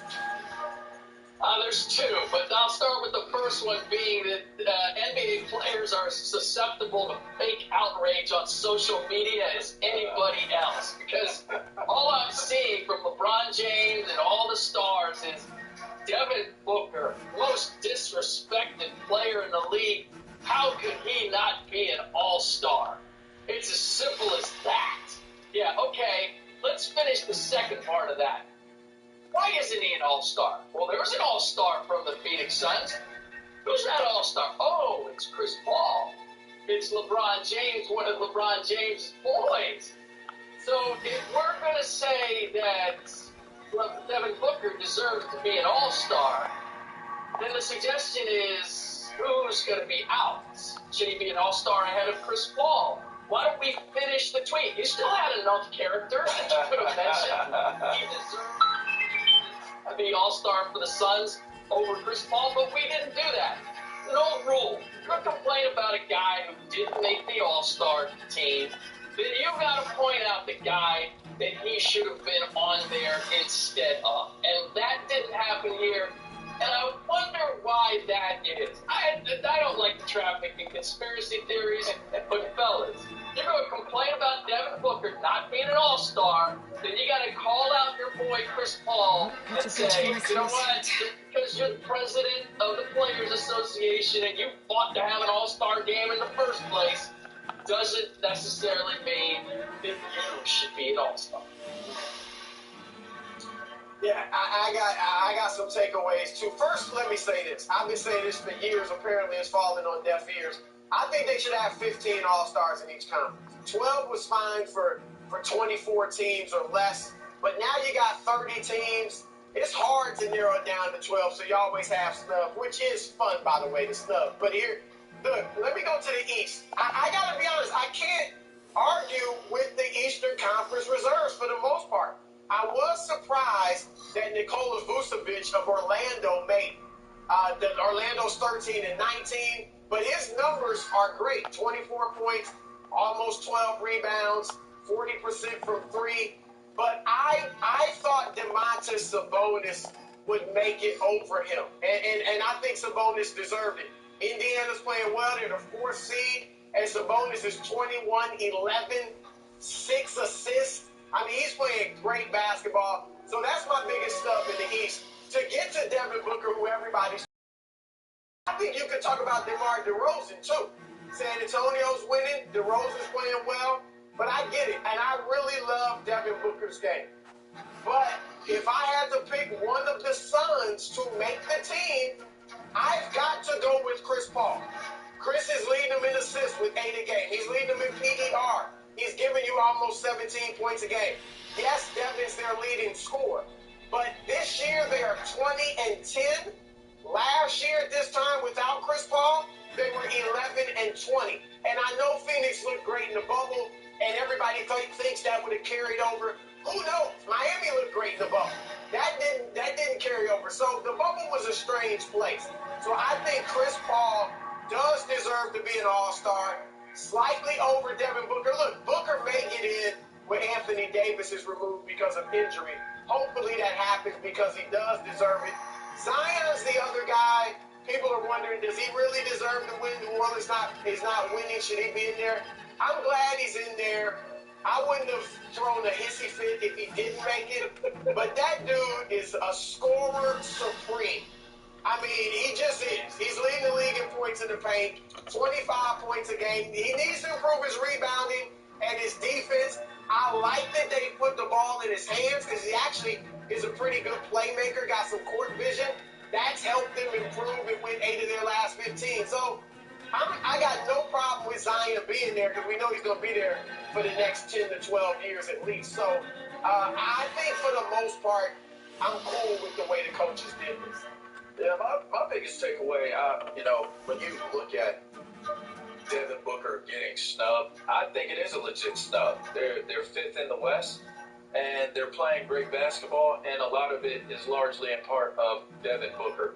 I also would say Devin Booker is a young and budding star. So when you look at it, that takes me to the East. Another takeaway was the amount of first and second appearance All-Star reserve selections. There were 5 out of 7, which I thought was pretty interesting. Means that there may be a possible starting of the changing of the guard. You gotta at some point, I know this might sound crazy, I know this, and you touched on this the other day. Look, Father Time is a free agent that he's on every team's roster, right? So as Father Time begins to catch up to the Chris Pauls who are deserving of being in the All-Star game, the perennial All-Star appearance guys, which we all know, once you become so popular, you're going, no matter what your stats are, no matter what it is. It was like that with the Pro Bowl. Guys are going to go that shouldn't necessarily be there, but they're there because of their reputations. Well, to see that many first-time, second-time reserves, and it was at 57%. There was 8 total of first and second appearances as All-Star reserve selections.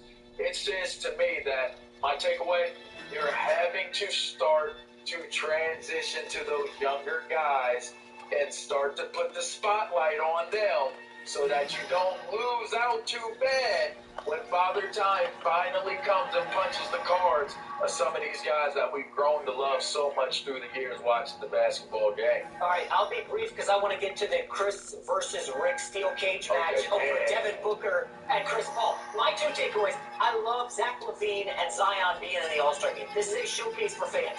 This is a dunk-a-thon, all alley-oops. Like, it's fun. Like, I want to see guys that can jump out of the gym. I know Trae Young's a little upset he didn't make it. Hey, man, there's always next year. All right, Chris and Rick. I just don't understand how there's a case for Chris Paul over Devin Booker. I don't know who wants to take it away first, but Devin Booker needs to be in this game. Chris Paul has you know not what? earned it. This is not Chris versus Rick. This is Chris and Rick versus J-Mac. I don't have a problem with Chris Paul being their all-star selection because the only reason that they're getting an all-star is because of their record. And Chris Paul is the biggest reason why that record is ultimately different. So I don't have an issue with Chris Paul being being their all-star selection. I have a problem with NBA players crying about Devin Booker not being the selection and not identifying why he's not the selection. Who paid, Rick? Who paid? Look, Devin Booker. Y'all watch if you watch the Suns play, Rick is right on the money, and this is nothing against Devin Booker. Devin Booker is a legitimate all-star caliber player, and if he were in the East, he's probably in the all-star game, maybe not even just once, but a couple of times. But in the West, it's tough. And look at who are you taking off? You don't take off Chris Paul. You certainly don't take off Lillard and Donovan Mitchell. So, like I said, he may get in because Anthony Davis is hurt. But come on, who am I taking off? But even not hurt, like Anthony Davis, honestly, with games missed, with where his numbers are, with how he's played this season, is he really an all-star? I mean, talent-wise he is, maybe record-wise with the Lakers, but San Antonio, you're going to put Zion in, they're not even in the playoff picture, and you're going to have nobody from San Antonio as the fifth seed represented, and you're going to have Anthony Davis in it. The last takeaway is, it matters who your coach is. Like, great job. Sabonis deserves to be an all-star. His numbers are the same as last year. Julius Randle, first-time all-star. Who's his coach? Tom Thibodeau. In those coaches' conversation, who's going to carry more weight? Nate Yorkin, who's the brand-new, out-of-the-box coach for Indiana? Or Tom Tibbs Thibodeau in New York? That, to me, is influence. And by the way, Stan Van Gundy is going to have to explain something to Brandon Ingram as to why he's stumped for Zion Williamson. Because Ingram was an all-star last year and had almost the same identical numbers. Well, Brandon, I got a little side-eye, like, hey, what happened to me? I thought I was an all-star. Rick is just stirring up all this coach drama. Oh, Stan Van Gundy, Rick Carlisle. Maybe next Rick will do more. No mercy.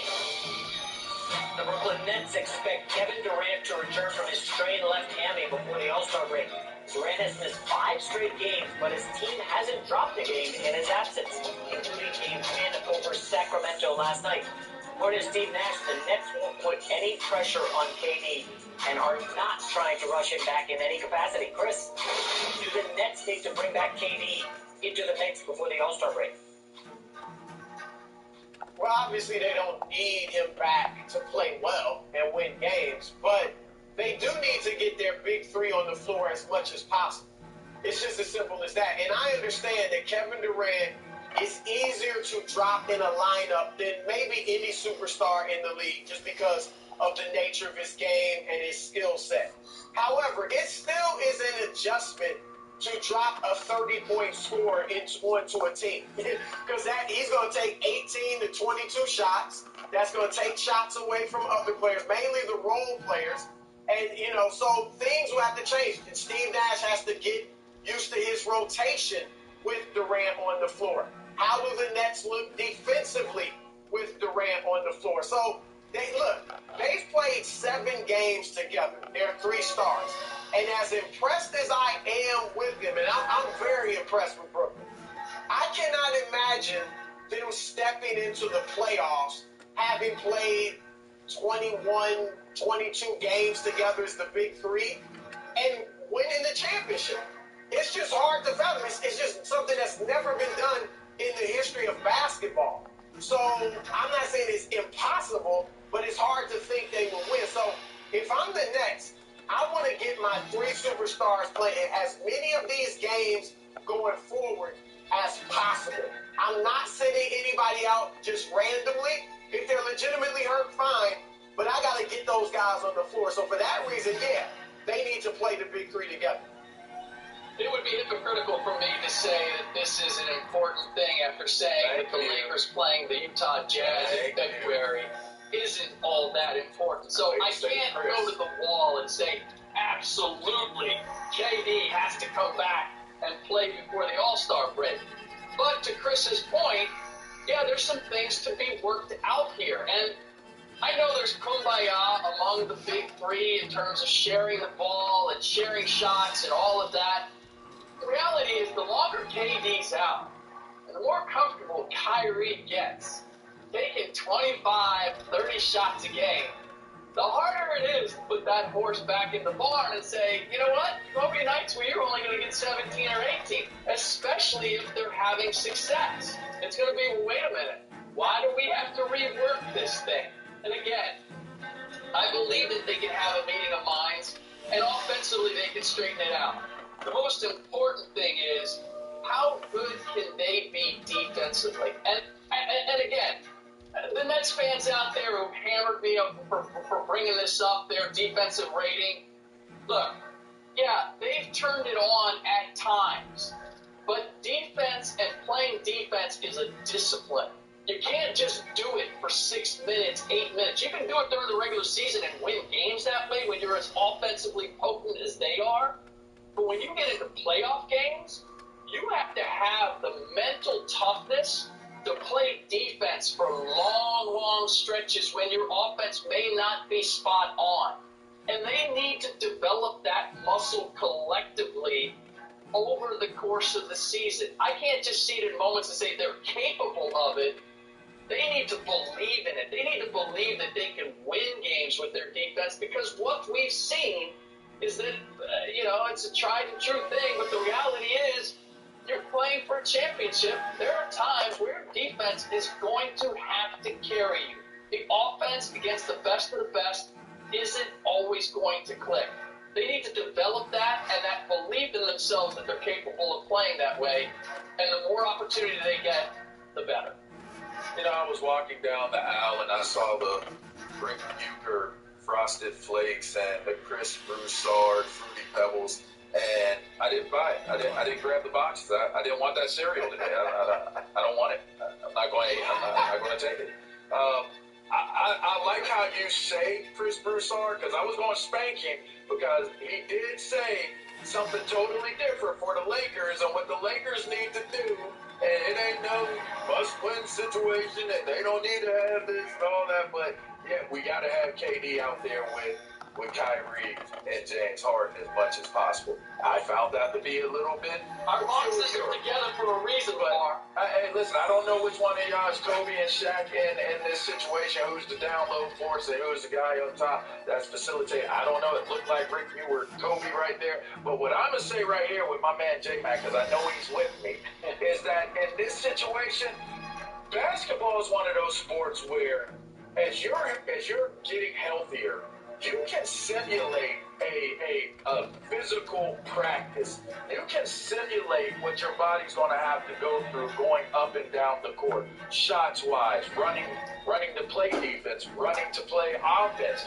One thing's for certain, if there's a team that we're looking at in today's NBA right now that can get away with not being a prolific defensive shutdown team, it's the Brooklyn Nets. This situation right here with KD coming back is purely KD wanting to come back and contribute. It's not because they need the wins. It's not because they need to play together and it's going to be hard to put that Kyrie Irving horse back in the barn after he gets shooting all them shots. That's not what this is. KD is watching his team ball out. They're having fun. That everybody everybody thought that, oh, how can James Harden come to Brooklyn and be what he needs to be? He's been a cancer everywhere else he's been, and nobody does well. He's not going to dish the ball out. He's not going to be a guy that facilitates and takes less shots. Oh, but he is. He has been that guy. Assist guy, assist leader? Whoa. Okay, so when KD comes back, KD's just sitting there like, man, I want to get some of this too. I want to get in the mix 4 days before All-Star break. I just want to get back on the court with my boys. It could just be as simple as that. KD just wants to get back on the court. That's it. There's no tinfoil theory, conspiracy theory, X-Files, all that stuff. There's nothing crazy here. KD just wants to play, and I think he's enjoying watching those guys play. He wants to get some of that. No rush. It'll happen when it happens, and there will be enough shots and enough assists and enough shine to go around for all of them. I mostly agree with Broussard that dropping KD in is not going to be a problem. He'll fit in seamlessly. And, Rick made a good point about Kyrie Irving having to take a step back. That's I think, the #1 storyline to watch in the second half of the season. Once KD's back, how cool is Kyrie going to be being the third wheel? But I also want to point out, though, the Nets quietly waived a couple players yesterday. And they're going to start to make some moves here. I would not be surprised if they try to get in the Boogie Cousins situation. They need to get bigger on the inside. And so, Rick, I do believe there is going to be a lot of tinkering going on with the Nets here over the next month or two. And, I do believe, Chris, they're going to probably go into the postseason. My guess would be under 15 games together for KD, Harden, and Kyrie Irving. I would not be surprised if they're just messing around, resting guys. Because listen, we know they're going to coast in the first round of the playoffs. Second round will be a bit of a challenge. And in the finals, probably against, the Bucks or the 76ers. I'm just telling you, the Nets are going to be a work in progress the rest of the season. I don't think it's a massive issue. J-Mac, are you aware of is there going to be another shutdown? Do you know of something that's going to happen that they're only going to give 8 games? What's going on? She's coming off an Achilles. He's got a knee right now. What are we doing? Why are we rushing back? J-Mac. They played 7 games in the first half, and Harden wasn't there for a while. Kyrie went AWOL, and KD's been out with COVID and a hamstring. Over the second half of the season. Let me address LeVar first, and then get back to J-Mac. LeVar, yes. The Lakers have won a championship together. Fair. Okay? Fair enough. Kevin Durant, James Harden, and Kyrie Irving have played 7 games together. Fair enough. So it's a big difference. It's a new team. I can't. Yes, it's a new team. That is not the same team. That Lakers team is different. But your 2 stars, your 2 engines are the same, and that's all. And then most of the role players, not all, but most of the role players, coach is the same. They got a new coach, not only a new coach, but a first-year coach at any level. All right, they got 3 superstars that have to blend their game together. They have to figure out how they're going to play on the defensive end. And I'm not saying it's a must that they come back before the All-Star break, but they had J-Mac, they had better times over the second half of the season. Are you crazy? Steve Nash and Mike D'Antoni better not be thinking the way you are. That would be a travesty. That would be a fireable offense if they think they can play those guys 8 times together over the last 40 games and get to the finals. No, they better be playing them together as much as possible. Yeah, I'm still trying to get past my hunger after LeVar took us down the cereal aisle and get back on this. But to your point, Chris, I think this is a really important element here, which is this is important for Steve Nash and the coaching staff to have KD back in the mix. Not to figure out how those 3 are going to play, but how are you going to utilize the rest of the roster in playing those 3 guys? Who are the role players that you're going to fit in with them? How many minutes are they going to get? What is your rotation? This is your first time through the middle with this crew. And for Steve Nash to figure that out and have the confidence of those 3 stars going into the postseason, we know how we want to play, and we know who we want to play. I think that's all vital discovery for the Nets, since we're putting the bar as high as we are. This isn't like they're going to make the playoffs and they're going to win in the finals. They're arguably supposed to potentially win a championship. That is no easy road when you're putting together a team for the first time. Consider as good as the Miami Heat were when they put the superstars together down there. It took them a year, it took them a run to be able to ultimately figure it all out. And so that's what the Nets are facing in this situation. And then throw in the fact that you don't have practice like you normally do and all the COVID uncertainty. I think it's, the more I think about it, the sooner they can get KD back, the better off they will be. Yeah, Kyrie said they don't need a coach. I think they'll be fine. We'll see it tomorrow. The Cowboys and Dak Prescott reportedly hasn't made any substantial progress for a long-term contract extension ahead of the 2021 NFL season. One insider says it, quote, feels like there's a very long way to go. Dallas has until March 9th to place the tag on Dak for a second straight season, which gives the two sides until July to discuss a long-term deal. And Dak might have more leverage this offseason since the cap-strapped Cowboys would have to pay him $37.7 million if he plays under the franchise tag in 2021. Fox Sports NFL analyst Greg Jennings is now with us. Greg, will Dallas regret it if they don't lock up Dak long-term this offseason? Dallas will absolutely regret it. And I'm gonna be direct. This is going to fall solely on the shoulders of Jerry Jones. And I'm going to look at this from a different angle. I truly believe that this is all about Jerry Jones and his arrogance when it comes to Dak Prescott. And why do I say that? This is why. When you think about Jerry Jones and Dak Prescott and their relationship and all that it has been thus far, I believe Jerry Jones thought that Dak Prescott would comply. There wouldn't be an issue getting this deal done when they first started. Why is that? He was a fourth-round guy. You know what? We gave you your shot. We let Romo go. Romo was our guy, and we picked you over Romo. And so now you're our guy. We give you an opportunity to put that star on the side of your helmet and make a name for yourself. You've been great, but you haven't. You're not a first-round guy. We know we're going to give you some money, but it's not going to be top tier because we have supported you with so many other guys. You know what? We've even locked arms. Dak Prescott has done everything right. We locked arms. We stood out on the field and took a knee together, and you were right by my side. You've been the voice in the locker room. You said everything I needed you to say. Dak Prescott has done everything Jerry Jones has asked, and this organization has asked of him. That's personal. Now, that's personal. Dak that ain't Prescott, business, G. But now Dak Prescott is saying, no, that's cool, and that's great. I'm going to do my job. I'm going to be a professional. But these are my desires. This is my demand. This is what I want when it comes to contract length. And that seems to be the hiccup right here where they can't come to terms and meet in the middle when Dak Prescott feels like he's that guy and he's worth every penny, and Jerry Jones is saying, wait, I told you I would take care of you. I told you. He thought that this would be able to be resolved a lot smoother than it has, obviously. A lot smoother than what we've seen. I don't think it gets done. And I think it solely falls on the shoulder and the arrogance of Jerry Jones thinking he's the greatest mind in football. He's been successful. He's done some great things. But as of late, after those 3 Super Bowl runs and those championship teams, what have we seen Dallas do?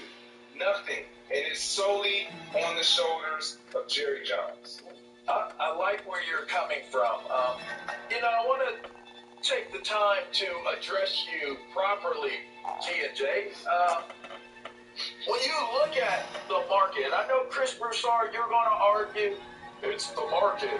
That's what the market calls for. You got to pay him, even if he's not as good as we think he is, because he's next up in line.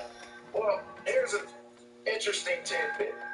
Highest paid QBs, Pat Mahomes, Russell Wilson, Ben Roethlisberger, Aaron Rodgers, Jared Goff, and Deshaun Watson. Out of those names, there's only one name that you can make the argument in comparison with Dak Prescott, and Dak Prescott is not as good a quarterback as that player, and that's Deshaun Watson. The only reason why they're comparable, do you guys know why they're the only ones that are comparable? I'll give you a second. No Super Bowls. No Super Bowls. Correct. All right. The rest of those guys have either won a Super Bowl or have been in the Super Bowl. It's justifiable to pay that money as next. Jared Goff, you can use that argument, Chris Broussard. You know why? Because he isn't as good as the money says, but the market said to pay him. Justifiably so. He went to the Super Bowl. All right. But this guy has not even sniffed being great in terms of winning when winning is needed to happen and getting to that next level. And I'll pose this question on you guys. I'll pose this because I think this justifies it all. If I'm Jerry Jones and I have a number that I have in mind that I'm going to pay my quarterback, the quarterback that I like, that I would love to have as my quarterback of this team moving forward, am I looking at my current staff roster today and thinking that in a win-now mentality that our window is still open to win with this personnel that we have right now? If you are being honest with yourself while you are looking in the mirror, what is that answer? I'm going to answer it for you. No. No. And no.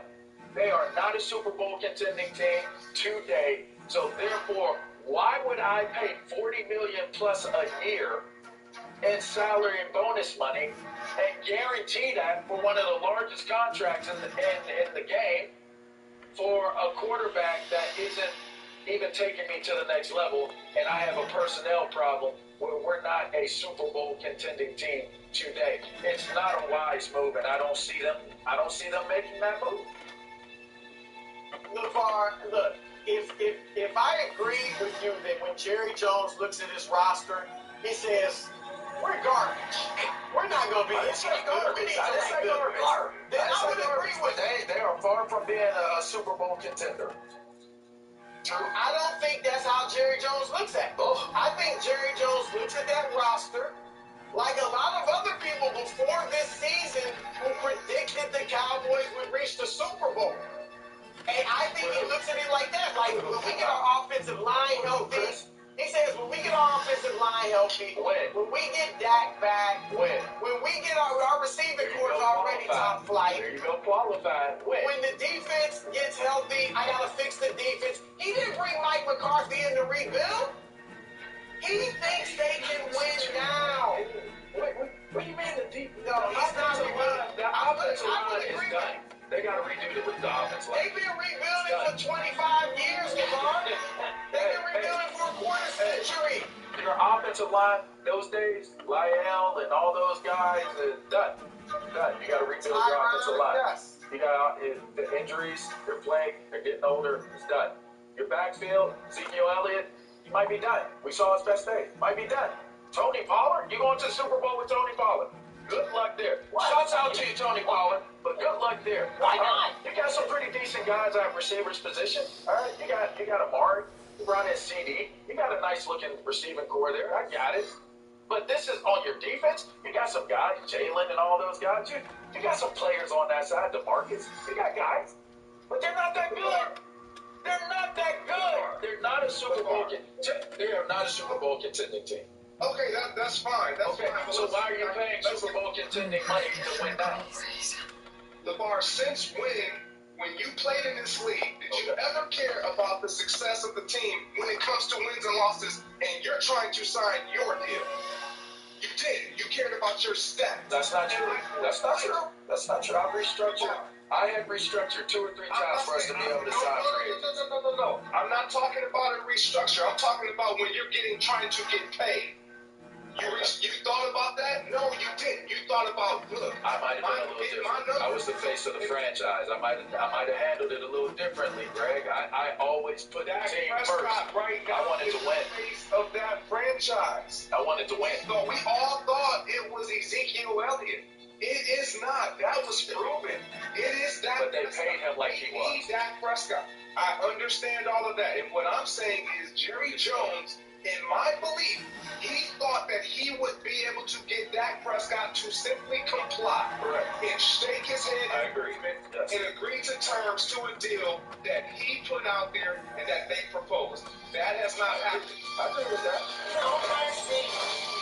Art Rooney II said he met with Ben Roethlisberger yesterday and announced they had a productive meeting, and the team is looking forward to bringing the QB back. Big Ben currently has a $41 million cap hit for next year, highest in the entire league, but he seems willing to adjust his contract. Roethlisberger's agent said the desire to return is mutual, saying, quote, they lost steam down the stretch, and that doesn't sit well with him. So the fire burns strong, and there is plenty of gas left in the tank. Brink, do you think Big Ben has another good year in the tank? I don't. Oh my God! Good year in the tank. Lamar, relax. All right, come on, relax. I'm sorry. We saw the road and the path that Big Ben was going down towards the end of this regular season into the playoffs. It reared its ugly head. He doesn't want to throw the ball down the field. I think this is a good decision for the Pittsburgh Steelers because you keep a veteran in your locker room. You have Mason Rudolph, who you know is not your guy, or you're uncertain in pulling the trigger and saying that that's your guy. You bring in Dwayne Haskins, a guy who's had some troubles off the field, hasn't shown that level of maturity. Obviously, Big Ben has had his own issues throughout the course of his career off the field, but he's matured into a great player. He's always been that, and so he can learn some things. I think you have a good nucleus there, and you can work some things out. I don't think this is a team that's going to be a contender. They will be good because of Mike Tomlin. That's what he does. He finds a way to make things happen. I just don't think it's going to be a contending team for the Super Bowl because of Big Ben Roethlisberger. Wow. Yeah, look, I think it was the right move. I mean, who else were you going to throw in there? Mason Rudolph? Dwayne Haskins isn't ready. Let's get him in the building for a year or at least 6 months and help him mature. Maybe he can be the guy a year from now. But with that defense, I want to get a running game. They got good receivers. And I think they can balance out the offense a little bit more. I think they could be maybe a playoff team, but I certainly think they can have a solid season. That's it. He's not leading them to their 7th Super Bowl. We all know that. But rather than go downhill with Mason Rudolph, have a good, solid season. Hopefully Haskins matures, and then you pathway to him for the next season. Yeah, but Chris, my only issue is, you want to thread the needle with Roethlisberger. You don't want to keep him too long, and you want to build for the future. And they have a team, again, 11-0 to start last year. The defense is pretty young. Minka Fitzpatrick, TJ Watt, they've got playmakers all over the field. Ben is the problem. I mean, they really need him to take a significant pay cut. If possible, spread that money out over multiple years. And this idea that Haskins is the solution, guys, let's just perish that thought. They're just throwing him a lifeline because they feel bad, and Lamar is going to pick up for his Washington guy here in a second. Dwayne Haskins is not the answer. Sam Darnold would make much more sense. I think kick the tires of Jimmy G. Around the league. Because this is a playoff team, Chris. Make no mistake, they have the 5th best odds in the AFC. This is a playoff team. You just need to figure out how you handle Ben as he transitions out of the league. You want to get Bud Dupree re-signed. Yeah. You want to get a center that can come in and be what you've always had since Mike Webster in Pittsburgh, is have an anchor center for your offensive line. You want to shore up your running game. Is it Connor? Is it McFarland? Is it these guys that are in the backfield that are there now? I think they're talented enough, but something fell off and disconnected. The signal was broken in terms of having a strong running game. That is what we judge the Pittsburgh Steelers on. Having a strong running attack, developing their receivers. They've always developed receivers, and having a strong defense. You get Devin Bush back next year, if you can get Dupree back, you want to sign these important free agents. You bring Big Ben back at an affordable cost, an affordable rate. You're able to do that. As he plays, You know, you mentioned off-field problems with Dwayne Haskins. Well, I remember a young Ben Roethlisberger probably had some off-the-field situations as well that he could probably shed some really good light on redemption and moving forward, even though he had great leaders in Jerome Bettis and other guys, Mark Bruner, and all these guys that played on that team during his younger days. Well, Mark Bruner, I don't think was there, but definitely Jerome Bettis was his guy. So to me, I think that this is a great situation for Dwayne Haskins. Ben Roethlisberger buys you time to see what's going to take place with Dwayne Haskins, and knowing that that's the situation that you have, I think you ride it out and see what happens, because this is a good enough team personnel-wise where you can get Ben at a great rate, a great price. You can get that time to see if Haskins is your guy with Mason Rudolph behind that. No mercy. J.J. Watt is keeping the mystery alive as to where he'll play next season. Fans are hanging on to every tweet, looking for any sign of which team he's leaning towards. Yesterday, Watt mysteriously tweeted, quote, "Mitochondria is the powerhouse of the cell." Fans are scrambling to decode what exactly that meant. LeVar, what the heck does this mean, and where is J.J. Watt going next season? I'm not going to touch that. I'm with you, LeVar. I have no idea what this means. I'm not going to try to unravel this. This is out of my league right here, Chris. It's clearly out of J.J. Watt's league, too. I hear the fans in Buffalo and Cleveland are going crazy over this. I have no idea why. Look, this might not have anything to do with football. I mean, honestly, I don't know what in the world. Nobody here took AP biology? I mean, come on. I think my wife is a biology major and a teacher and dean of students, but I wouldn't even take this home and ask her, because I don't even think it's worth it. So we'll just skip to the fun part. Where is J.J. Watt signing next season? Who wants J.J. Watt? Everyone? Does everybody want him? I mean, a good run stopper, a veteran leader in the locker room, yeah. Better days are behind him. He wants to win. Couple options for him. I'm just saying. No, I'm not being negative. I'm just saying. You got to be wanted to get somewhere. He can go with Brady and try to get him one. He can go with Aaron and try to dethrone Brady. Those are his options. What about Patrick Mahomes in Kansas City? I agree. Put in that next to Dula Oblongata. You know, Green Bay, crocodiles need sun. Crocodiles need sun so that they can smell better when. So then that's so mean. LeVar Arrington brushing up on his biology. You think? What do you seem to have some idea about mitochondria? Tell us. No, I have no clue. I haven't looked at a science book since I took Rocks for Jocks. Mighty Power Hair Barbershop. They coming to America. That's but you weren't a jock. Yeah, what are you talking about, man? You see me shirtless? Stop it, Broussard. You're a weekend warrior. You became a jock at 35. Tomorrow morning, 9:30 a.m. Chris Broussard's going to tell us all about the Lakers win over the Jazz. That's the cream he puts on his elbow. LeVar, be ready for action. Greg Jennings will probably stop by. Coming up right now, Colin Cowherd.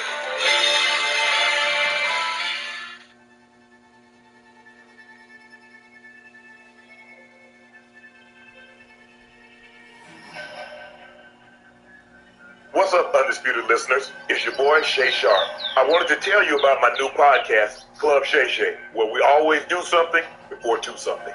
Each week, I sit down with a guest for a drink and conversation, and as host and proprietor of Club Shay Shay, I've welcomed in esteemed guests such as Snoop Dogg, Floyd Money Mayweather, LeVar Ball, Isaiah Thomas, just to mention a few. Whether I'm talking to an athlete, a musician, an actor, or a lifelong friend, Club Shay Shay is a place where people share inspiring and motivational stories about their journeys to prominence. The new episode drops every Monday on Apple Podcasts, Spotify, or wherever you get your podcasts. Subscribe to Club Shay Shay now and make sure you never miss a new episode. Now back to Undisputed. Welcome to the Undisputed Podcast. I'm your host, Jenny Taft. This podcast is the full show from today's episode of Undisputed from start to finish. They've got a busy slate, so skip Shannon, let's get to it. Welcome to Undisputed live from Los Angeles. I'm Jason McIntyre here again with LeVar Arrington and Chris Broussard. Good morning, guys. Good morning. Good morning.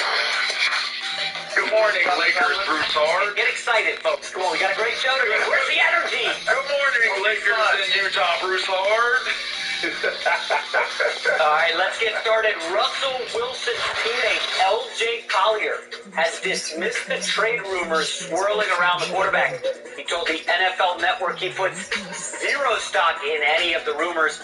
He said, quote, not buying it at all. He's a winner, man. Russ is going to be our quarterback for years to come.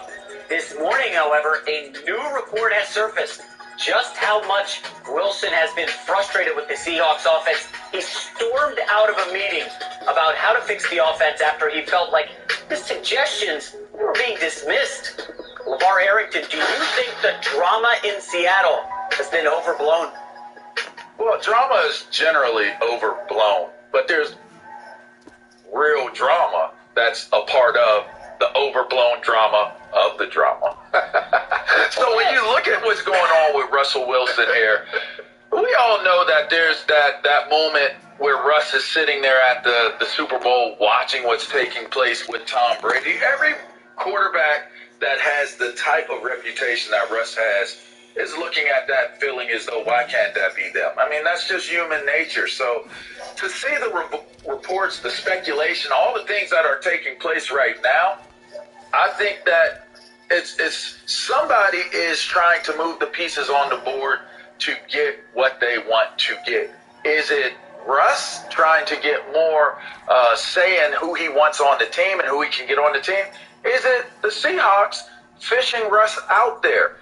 One thing's for certain, media has always been a tool and a function for players and more so franchises to be able to let their messages be heard under the anonymity of or cover of the media. So there's truth to it. To what side, to what capacity, to what degree, I don't know. Collier sitting there saying there's zero credibility to it, zero credence to it. I don't know how long you've been in the league for, but there's always credibility to these types of reports, Chris. Yeah, look, clearly some stuff is going on. I mean, Russ, he always has ended his interviews with what? Go Hawks. He didn't do that when he talked to Dan Patrick about being frustrated with getting hit so much. All right, and the reports are that, I mean, this latest one, obviously, he had a beef with the team about not listening to him over the play calls, but there was also a report that he spoke to the team after the season and wasn't happy with the way they responded to his concerns. So there is some smoke there. And like you said, there's drama. And then I think, LeVar, also, some of these other teams are also putting this out there. When we saw the report the other day about, it'll take 3 first-round picks, that was coming from other teams. They want to stir it up in Seattle. They'd love to get this thing popping to where it becomes so bad it does become available. So there's some of that going on as well. So I agree with you, LeVar, in that there is some drama.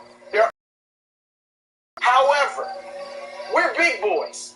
All right, this is the National Football League. We're dealing with grown men. Put on your big boy pants, talk it out, and work it out. I'm sorry, I said it the other day. I'm not trading a franchise quarterback, Super Bowl winning quarterback, Hall of Fame bound quarterback, who is 32 years old and has maybe a decade left in his prime because he's frustrated, because he's disappointed, because he may even be upset. Let's work this thing out. Everything else they need to fix. The offensive line, the defense, the running game. All of that is more fixable, easier fixed than getting a franchise quarterback, the talent and caliber of Russell Wilson. The Seattle Seahawks went from 1976 to 2011 without a franchise quarterback. They got one, and they got their first Super Bowl. So I'm with Collier. Collier knows, I'm sure, about the blow-up that The Athletic reported about. And he's saying that this happens. LeVar, you know this. Guys get in arguments. Guys get in fights. Teammates, coaches, and players.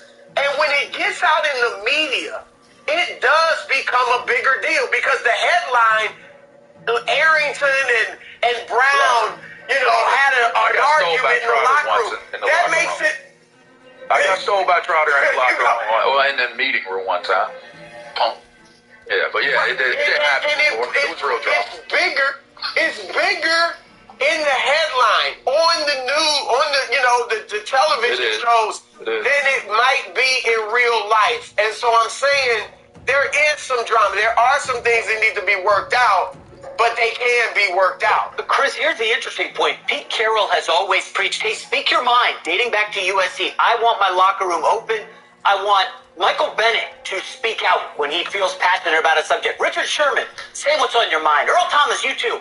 So now Russell Wilson, very unhappy, says a bunch of stuff, and all of a sudden it's, whoa, Russ, what are you doing?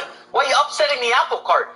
I think all along I thought there's no way they're trading Russ, but you look at it and you're like, is there a little disrespect going on here on the Seahawks side?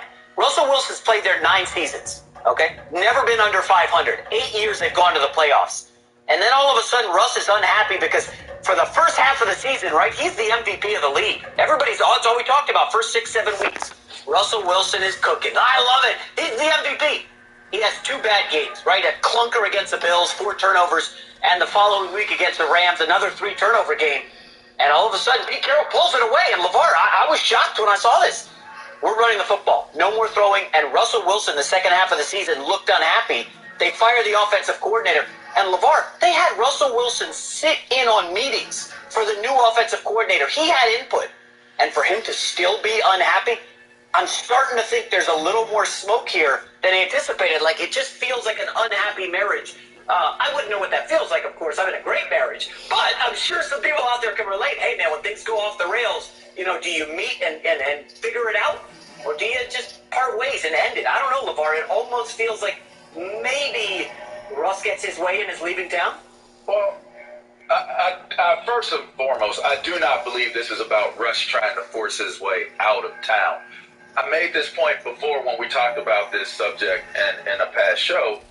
This is getting the attention on Russ to have an MVP campaign. You talked about how he started fast. He was cooking early in the season. It was an MVP candidacy taking place. Those turnovers, everybody said, throw it away. He threw it away. And you can't have interception games like Russ did and then be able to continue to compete to try to get the MVP award.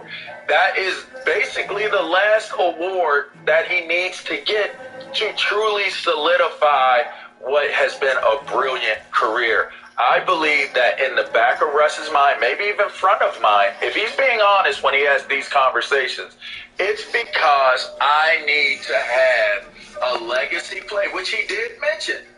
It's about your legacy. And he wants to leave his legacy with an MVP award connected to it. And I think if they're not listening to what it is that he's saying, him getting an MVP award it's not like basketball. You can singularly play really well and be rewarded and be looked at because you can play defense, you can play both sides of the court. There's a lot of things you can do. In football, his job is his job. And it takes every other guy on that team, the 10 guys on the side with him, the guys on the defense to do what they need to do for Russ to be able to have a fair opportunity to get that award. So that award is reflective of the team, not just him personally. And I think that Russell Wilson is trying to say, put me in position where I can be that top best guy in the league, be recognized for, get that accolade, and that's going to play a whole lot into the success that we're able to have as a team as well.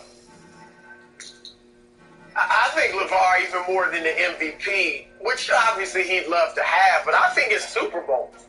I think he can look, in the athletic story, they talked about him being at that Super Bowl, looking at Pat Mahomes running around behind that makeshift offensive line and struggling with it. Obviously, he looked at the other side and saw Tom Brady winning his 7th Super Bowl. I think he's also looked at Aaron Rodgers in Green Bay and said, Aaron Rodgers is arguably the greatest to ever throw the football. He's been to not only one, but been to won Super Bowl. Hadn't been there in a decade. And if he looks at his own past, he sees something similar. Now it's been, 6 years since he's been to the Super Bowl? And all in Seattle, they seem fine with that. They're relevant. They're making the playoffs essentially every year. They're fine with that. And Russ is saying, no, I want to win Super Bowls. I want to have a historic legacy that I think is based more on the Super Bowl championships than the MVPs. I agree now, with look, some of that. obviously, I'm in the media, guys, too. I'm in the media, obviously, and I know how this works. And to the question, overblown, I want to add this. Even though there is smoke there, I do think it's overblown. Remember when Tom Brady and Belichick were about to part ways? Now, ultimately, they did eventually, but they also won a Super Bowl together after all the talk about how they couldn't get along and they had to, part ways and they couldn't play another season together. This year, early in the year, Bruce Arians and Tom Brady. What is Bruce Arians doing? He's calling Brady out. He's saying he's not playing well. And everybody thinking it's not working. Brady made a mistake. It was nothing. Aaron Rodgers. It was something. But they pulled through it. After they lost. They got through it. It was something. No, but that's my point about big boy pants. Yeah. Yes, there's drama. There's drama in our lives. But you work through it. It doesn't mean you have to just give up and run away. And that's all I'm saying. I understand there's some issues there. But when you have a quarterback the caliber of Russell Wilson, you don't just throw up your hands and say, get him out of here. He's not happy. This reminds me a little bit of the Dak Prescott conversation we had, right? Jerry Jones kind of refusing to pay him. Why? Well, he hasn't won a Super Bowl. He was a mid-round pick. There's this belief that he ain't the guy, okay? Look at Russell Wilson. This is a kid who was disrespected after a great year at NC State. He had to transfer to Wisconsin to finish his college career. Then he's a third round pick. He does get the Super Bowl, but remember, Earl Thomas and Richard Sherman in that locker room were like, this is the defense carrying us. He a game manager, okay? Russ hasn't been to an NFC championship since 2014, okay? Is Russ really the guy? There was an article out there that in 2018, the GM of Seattle, not an area scout, not a front office guy, the GM went to Josh Allen's workout at Wyoming ahead of the draft. Why are you looking at Josh Allen? You got Russell Wilson here, who's been to 2 Super Bowls. Is there still a little disrespect level happening in Seattle? I don't know, LeVar. Maybe they're saying, hey, Russ just keeps getting sacked because you know what? He's holding the ball too damn long. It's on Russ. It's almost like he's still got to overcome this thing. Yeah, he's a short quarterback. He ain't the prototypical guy. Listen, Tom Brady went through this early, guys. He was winning Super Bowls, still considered a game manager earlier in his career. He wasn't Drew Bledsoe, an early round top guy. This is a 6th-round pick in Brady. LeVar, I just wonder, if you're not a first-round pick, are you still always having to overcome that, this is a game manager. Russ ain't winning. He doesn't have an MVP. LeVar, I feel like there is a level of disrespect that he's still got to overcome. Well, I think everybody who comes in, even if you're a top draft pick, contrary to what people may believe or may not believe, high draft picks generally never are able to live up to the standard that is placed on them being a high draft pick. That plays against them. They get the money, they get the popularity, they get the fanfare. Then you get the later round draft picks, they're looked at differently. They're not as respected or as covered as well looked at as the early round draft picks, and they don't have much of an expectation at all. So when they exceed that expectation, then you're able to keep them in that low expectation pool, so to speak. So it works against you both ways, really. You get an opportunity to learn, understand what's going on a lot of times when you're not an early round draft pick, and a lot of times that plays a very, very large part in whether you have success or not in your professional career. But I'll also offer this. We do know that professional ranks is the breeding ground. That is the so to speak resting place of arrested development, right? So when we're talking about putting on big boy pants, a lot of people are not as mature and as adult driven as most people may think. You're actually able to stay in this childish type of, socially awkward type of approach to life because you're insulated by the professional ranks that you're existing in, and that's across the board. You're able to live, you know, in the facilities. They have everything there for you, or you're at each other's places, and you're playing video games, and you're riding scooters, and you're doing things that teenagers and younger people that have not, you know, gone into adulthood, what they do. So I don't always look at, let's be adults about this, let's be mature about this. Sometimes you can look at things and look at it as just as simple as, this is what I want. I want a lollipop from the store. Please take me there to get me a blow pop. I don't want a dum-dum pop or any. I want that specific particular one. And a lot of times that's how we handle things as athletes. We want what we want. We're focused on what we want. And Russell Wilson, I agree with you, Chris. He does want that Super Bowl. You know, we bring up those Super Bowls. His last Super Bowl play is not a very memorable one, good memory for him. It's a horrible memory for him. I'm sure he wants to redeem himself of throwing a game-losing interception to the Patriots. So he could have, you know what's interesting on that point? Tom Brady, I was talking to, when we interviewed Byron Leftwich not too long ago, he was talking about on Antonio Brown's touchdown pass, it was almost an identical route to what they ran in that Super Bowl with Russell Wilson. So when Russ threw it, he threw it on timing. Like, I'm throwing it, this is the timing, I'm doing it. It was a wrong, incorrect route by Antonio Brown, and Tom Brady held it until he got back into his route and then threw it.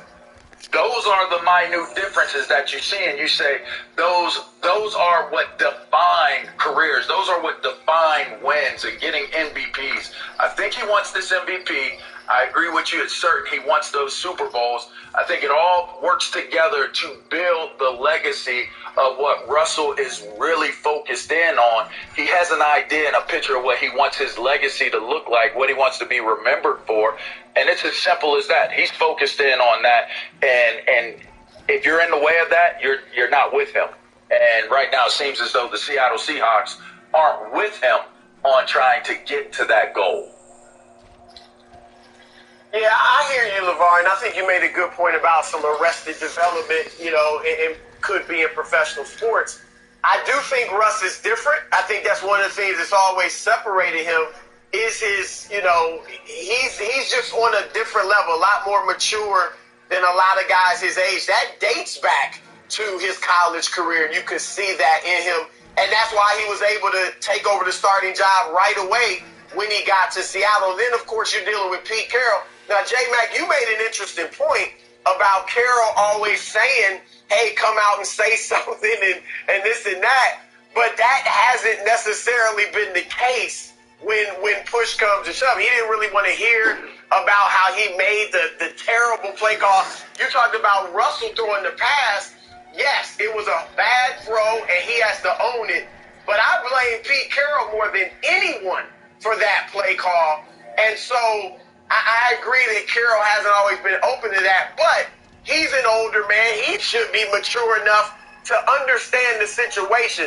J-Mac, I don't agree that they're still doubting Russell Wilson and still thinking he's a game manager. If you want to say that his first couple years, okay, but remember, that team was 7-9 the year before he took over and started as a rookie and led them to great heights. So it's not like they were a team that was rolling and he just stepped in and benefited from everyone else. He was a major part of that. And then since they got to the last Super Bowl, he's been the game manager. There's no way. He's the only reason that they've been making the playoffs because he's running for his life. He's making lemonade out of lemons. He's creating stuff where nothing else exists. And if anybody looks at Russell Wilson and says game manager, I don't know what they're seeing. And so I can't believe that Seattle thinks that he's not quite as good as he is. He's not as good as Pat Mahomes and Aaron Rodgers. So I don't know if he'll get that MVP award. But he is an elite quarterback. But that's the very reason. That is, you just gave the very reason, Broussard. He does not want to hear Chris Broussard say what you just said out of your mouth. Mac, this has got to be what's driving him. He wants us sitting here speaking on him at the same level that we speak on a Pat Mahomes or a Aaron Rodgers. And remember, Chris, when Russ was early in his career, they spent on the offensive line, okay? Then they got to pay Russ. And they said, where are we going to take away from? Well, we're going to take away from the offensive line. And now, Russell Wilson, listen, one of the troubling stats out there is that he takes a lot of sacks. He just said he wants to play 10 or 15 more years. He's watching Brady, okay?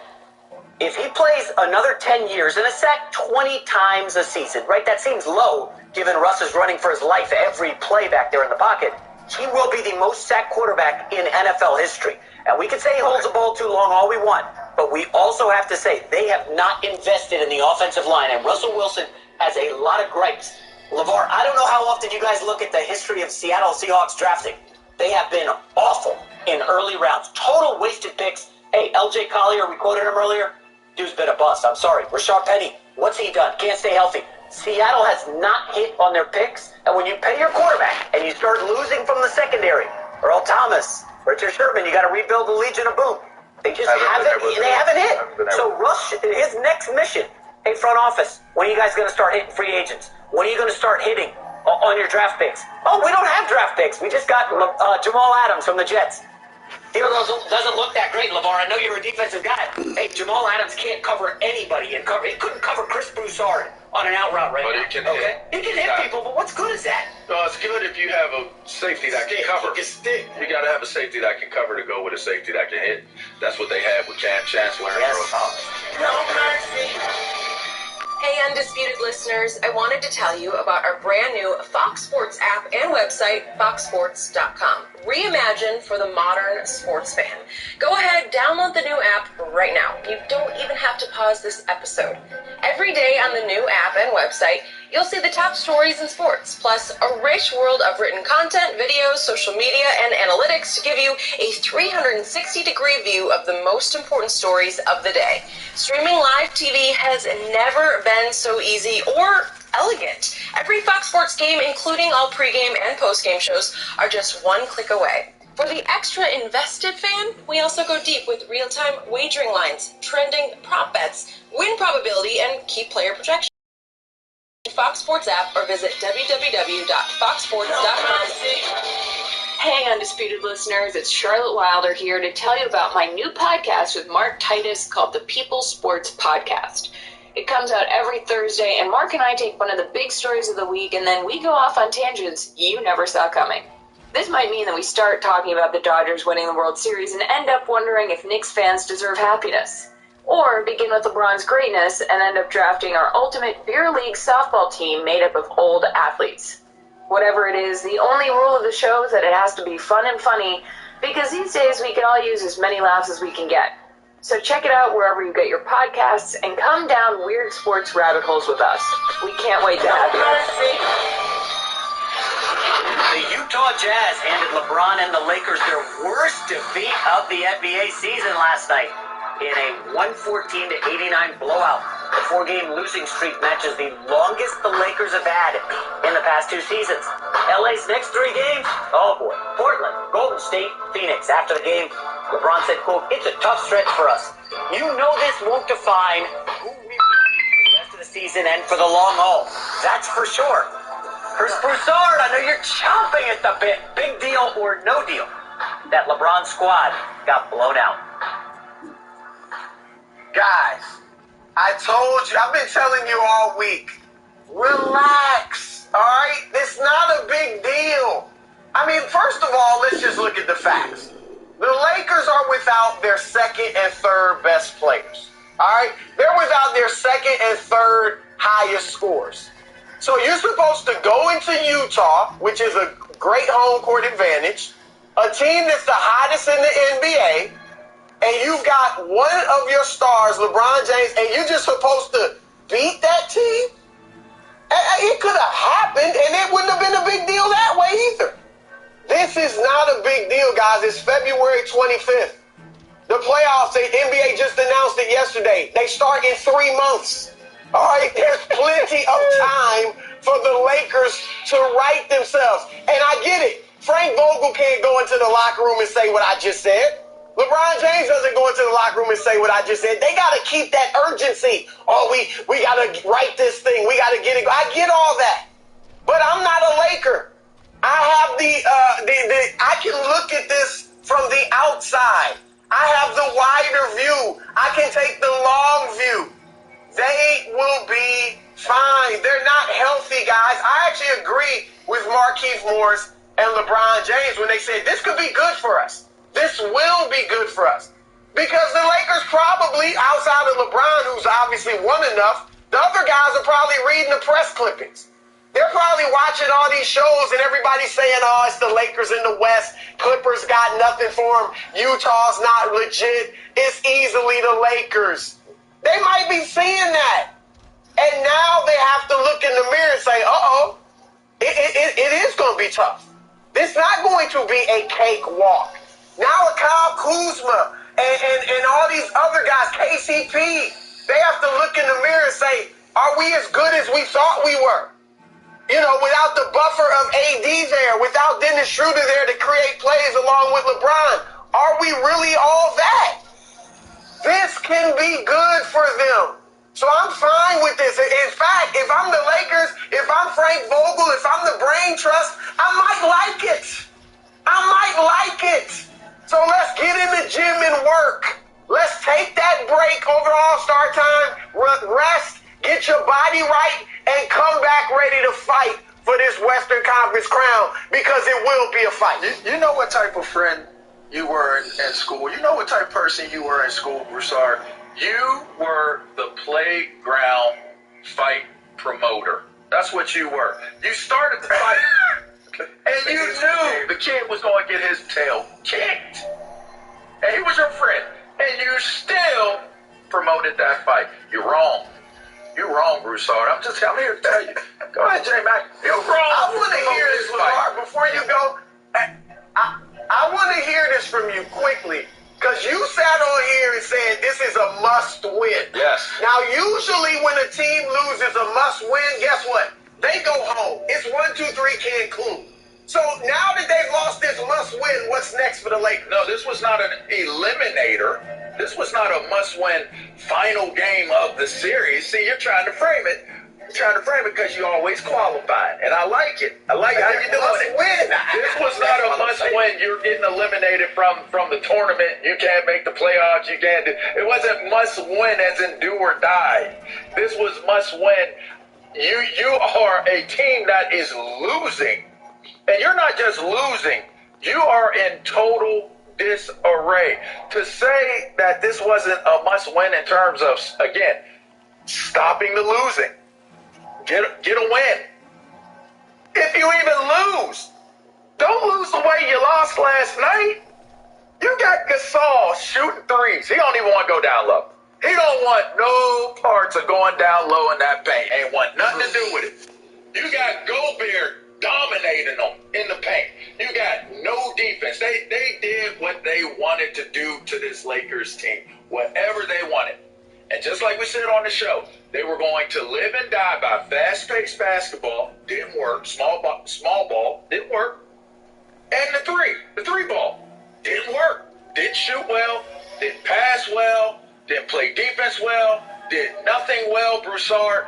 How can you sit there and say that it's not a must-win when you're playing that bad? So you're telling me we're going to play like some trash all this time. Like, it's all good. We don't got Schroeder. We don't got AD. But we're going to play like some trash the whole time. And then when they get back, all of a sudden, we're just going to transform from this trash team to this amazing dope team that goes out and can whoop everybody. Well, I don't buy that, and that's why it was a must-win. Broussard just said losing by 25 is a good thing. Frank Vogel must be thrilled. Maybe he's, kicking back with a couple beers, very excited. Chris, there were some troubling things last night. Now, I will say the first quarter was great. Nice to see the Lakers come out with fire.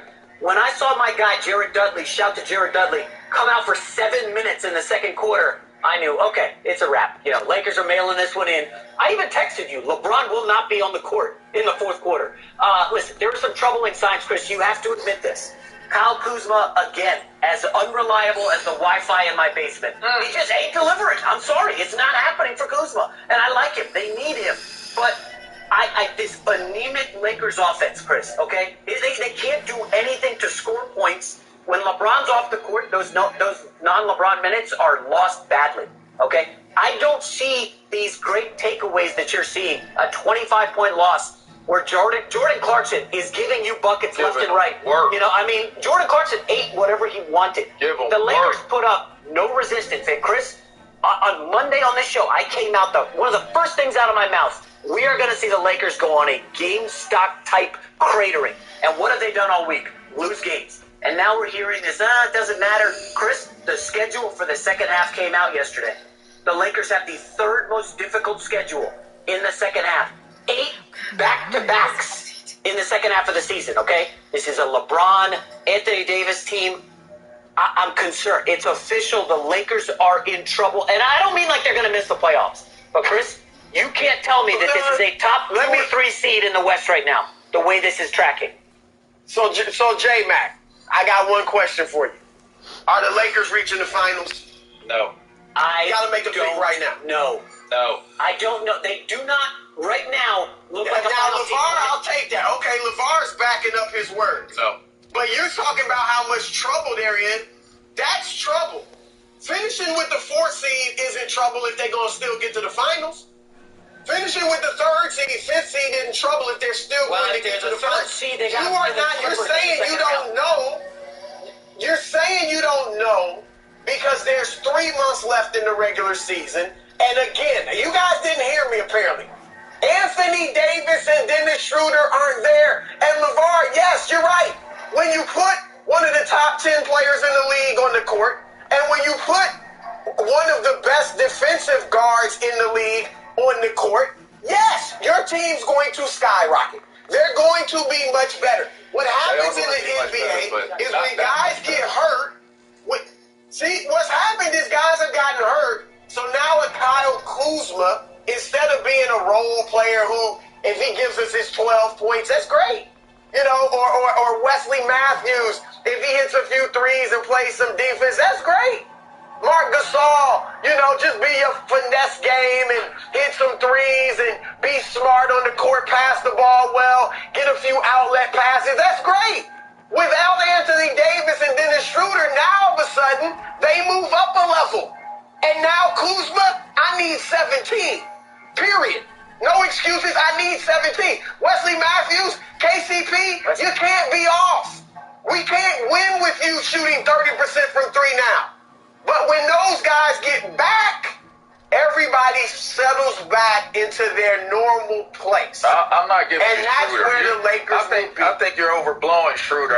Schroeder's a great defender. I think he's a fine basketball player, but he's not a transformative basketball player. He fits a role. Agreed. He fits a role. He's a third guy. And then when you look at AD, I don't know what AD is going to be when he gets back. The biggest issue I saw in that game last night that I have been seeing with this Lakers team, they are putting, and this is a big key, you are putting way too much pressure on Montrezl Harrell to be something that he can't be in the current circumstances. He can't be that force down low if he is the only one down there fighting to try to make something happen. Your boy Gasol selling him out. I'm sorry.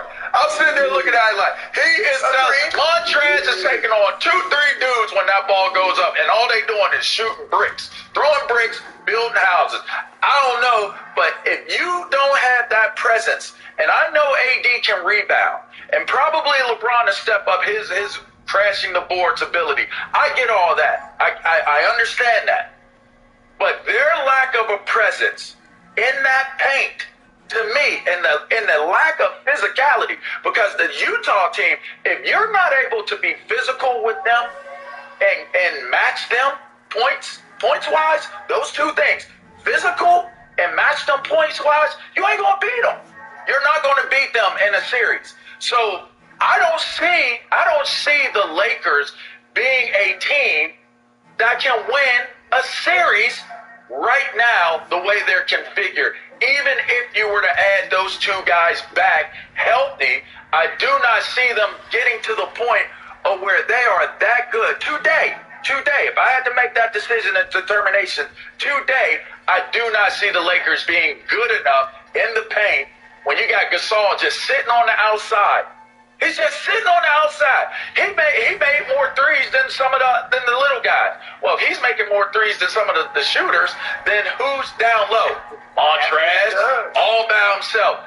That's not a winning formula. And you don't want to be down there. I mean, Chris, we know that LeBron cannot do everything at 36. I sat here Tuesday and said LeBron's the MVP, and these Philadelphia people have just been besieging me online. I'm under fire, Chris. Joel Embiid's got to be the MVP. I don't think LeBron can lose it this week, but Chris, again, when you factor in the schedule, the injuries, the Laker losses, the schedule coming up, it ain't easy, okay?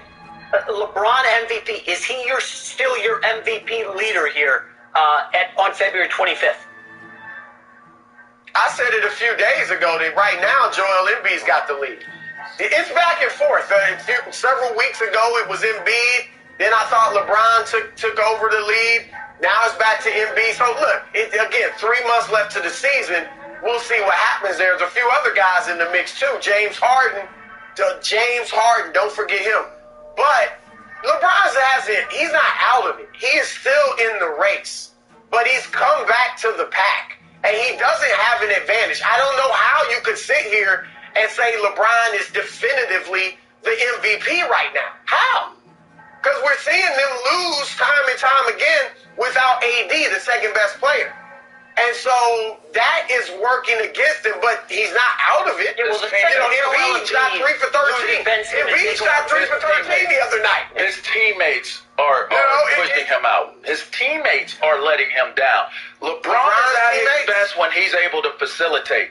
You got to make some of those shots to make his facilitating of the offense work. If they're not making shots, then LeBron can't hit you with that dual threat, right? Can I slash and go score? Which he did great at times in the game last night. I create that space. Now I'm going to dish it out. I dish it out, and you're shooting bricks. You're shooting bricks. So now when I'm trying to facilitate, you know what they're going to say? Do not allow LeBron to get to the cup.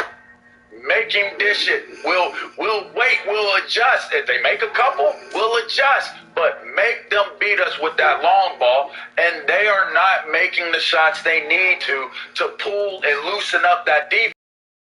How they're focusing in on LeBron.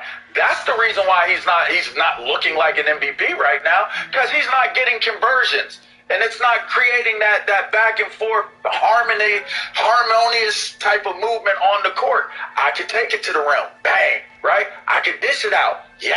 All right, go ahead, get that. Yeah, 3. Right? You don't have that with the Lakers right now. You do not have that. It's like this. It's like this. Please go in. Please go in. Caruso, show me something. Much has been made about Zion Williamson's path to superstardom, but this season, Dan Van Gundy's move to put the ball in Zion's hands has unlocked new facets of his game. Zion dropped 32 last night, and at 20 years old, he just became the 4th youngest All-Star behind Kobe, LeBron, and Magic. Chris, is this proof Zion has lived up to the hype of a future MVP player? He's lived up to the hype. There's no question about that. I think anybody that denied that, I don't know what you're seeing. Now, I'm not saying he's guaranteed to win an MVP award. We'll see. But certainly he looks like a guy that can win an MVP. So I love what I'm seeing from Zion for the most part. There are issues, and I'll get to those. But yes, he's playing tremendous basketball. Remember, this is almost really could be categorized as his first year. He only played 24 games a year ago. And so it's kind of like it's almost his first year, and he is averaging 25 points on 62% shooting. And as you said in the intro, J-Mac, a big key. It's not the key to him scoring, because he's been scoring since he stepped on the floor. But now that Stan Van Gundy has put the ball in his hands and unlocked this other part of Zion's game, I think now you're really going to see him unlock. It's been about 10 to 12 games or so where you see Zion handling the ball more. He's in the pick and roll more. He's bringing the ball up court more. Remember, he was the guy in that comeback over Boston. He penetrated, had the ball at the top of the key, penetrated, drew 3 Celtics defenders, 3, and kicked it out to Brandon Ingram for the game-winning three-pointer.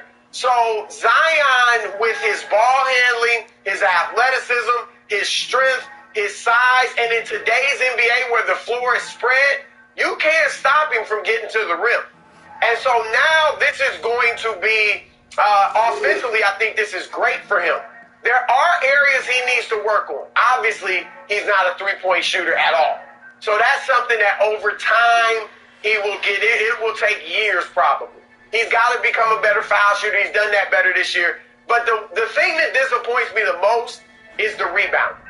At that size, with that leaping ability, that explosion, for him to be averaging 6 rebounds a game, that's almost a travesty. And in these last 10, he's averaged 5 rebounds a game. Okay, so I've got to get better rebounding from him. And then defensively, he's got to improve. He's not much of an off-ball defender at all.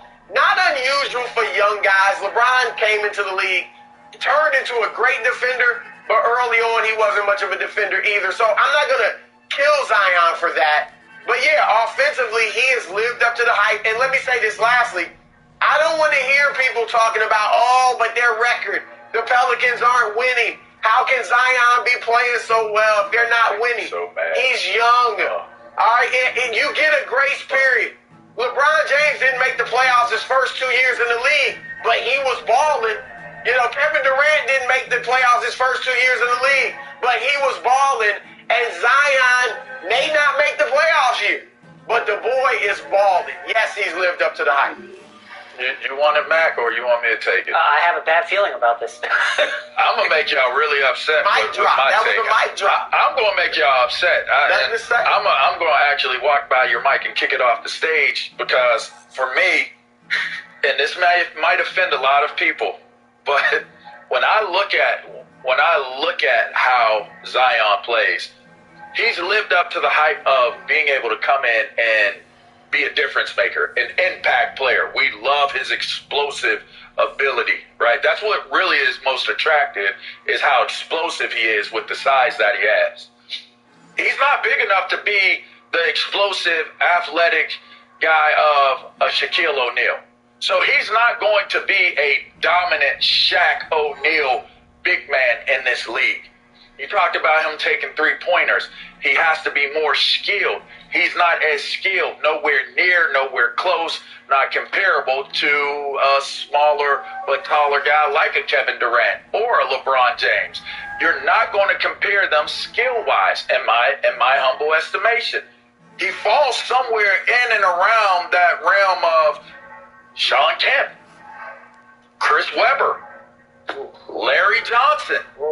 I love those guys. Coming out of college, if you said to me, are they going to be MVP caliber guys? We'd all say yes.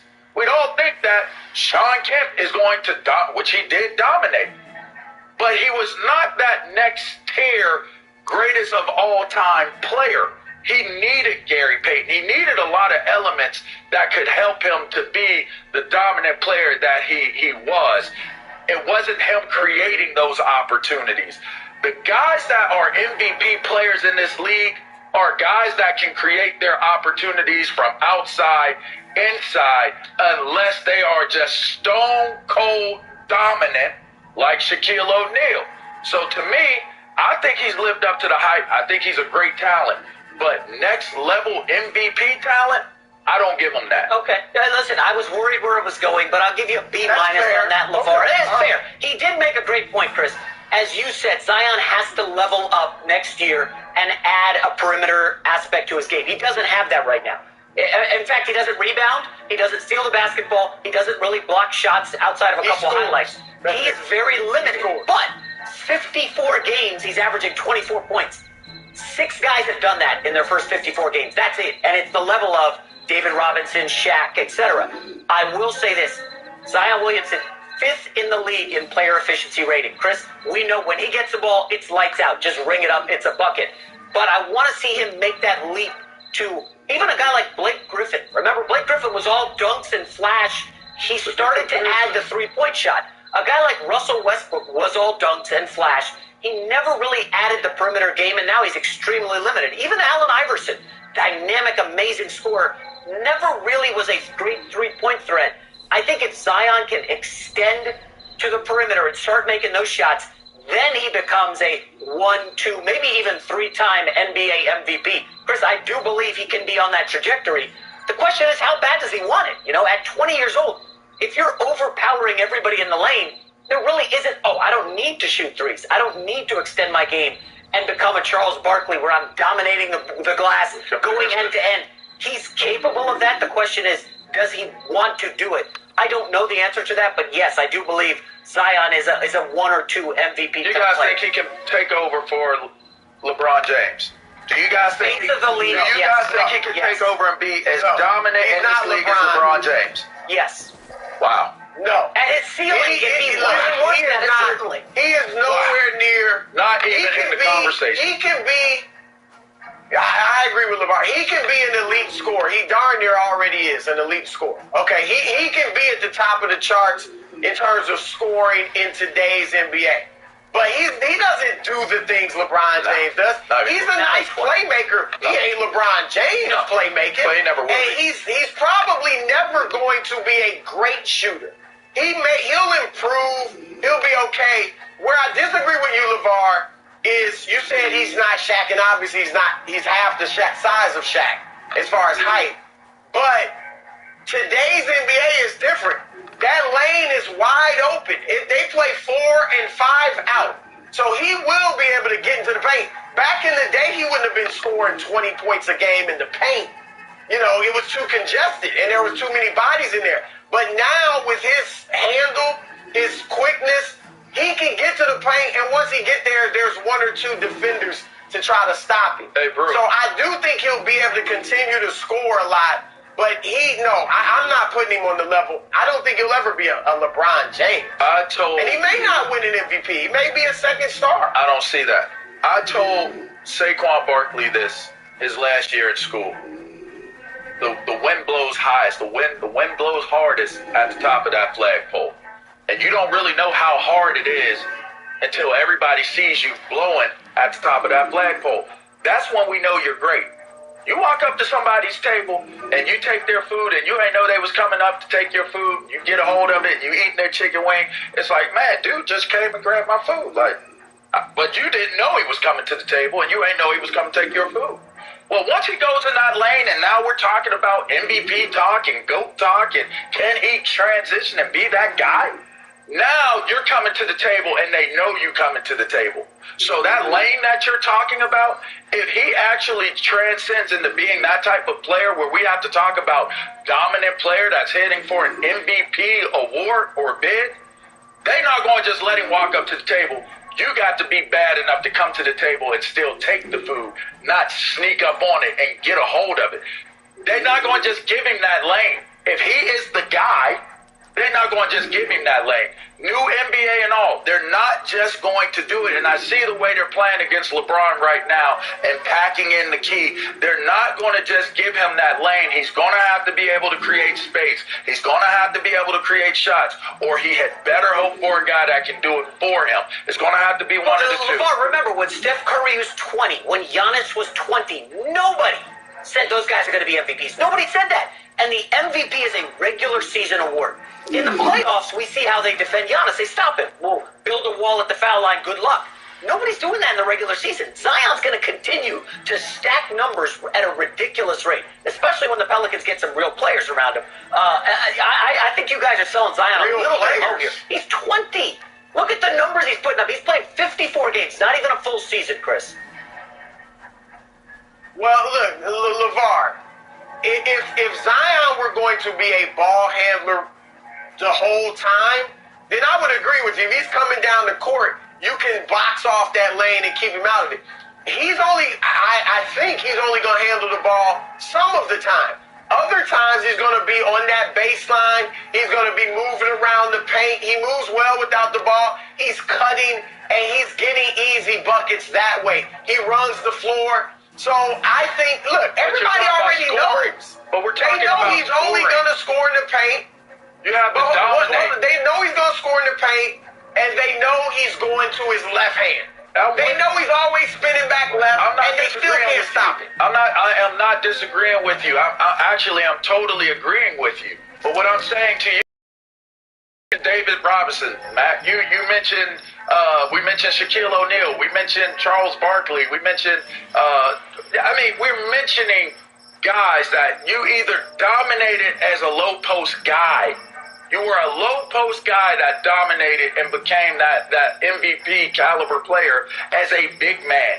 Or we're talking about you have everything, right? KD, he has everything. LeBron, he has everything. If we're going outside of that to a Steph Curry, we all know if you can't shoot like Steph Curry, then you're not even going to be in the conversation, right? Let's just start it and stop it there. So to me, I look at Zion is the biggest issue that I have in looking at can he become that MVP player is I don't think he's big enough to be a legit big man in the league. I do not think he's big enough to be a legit big man. And I do not think that he is skilled enough or prolific a scorer enough to be able to score from anywhere out there on the court, which means to me, he's somewhere in that tweener stage, and that makes me feel like the names that I brought up earlier. Not a legitimate big man. He leads the NBA in points in the paint.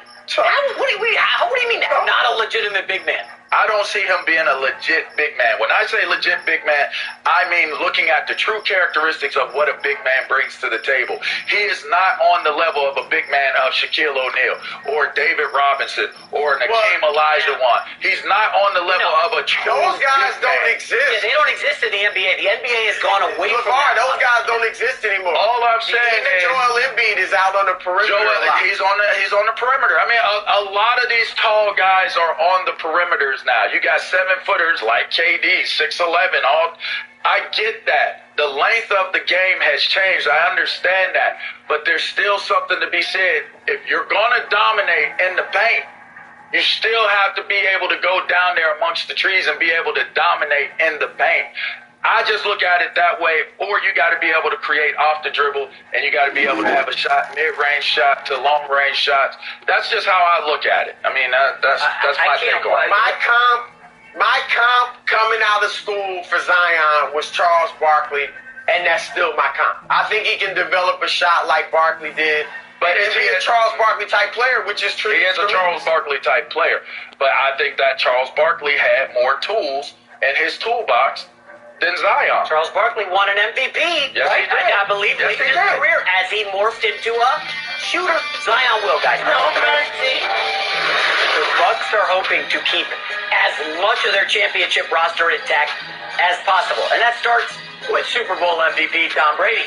GM Jason Light said yesterday, Tampa would like to keep Brady in uniform for as long as Brady wants to play, and they would be, quote, elated if they could extend his current contract. That's 2 years. Bruce Arians also gave an update yesterday on Brady's recovery from off-season knee surgery and said Brady would be ready for 7-on-7 field work around June. Fox Sports NFL analyst Greg Jennings now with us. Greg, Tom Brady will be 44 next season. Any worry he could have a major drop-off? The only concern that I have is that the most prolific free agent that's going to be sought after, I think it was Father Time, Chris, you said, right? No, I'm not concerned. I am not concerned. If anything, this should be concerning for the rest of the National Football League. And here is why. Tom Brady is going to have another piece of handlebars to really grab hold of, because everybody's going to say, oh, he's going to have surgery. He's 44. He's not going to be able to bounce back from this. That's going to be a little man on his shoulder that's going to tell him every day.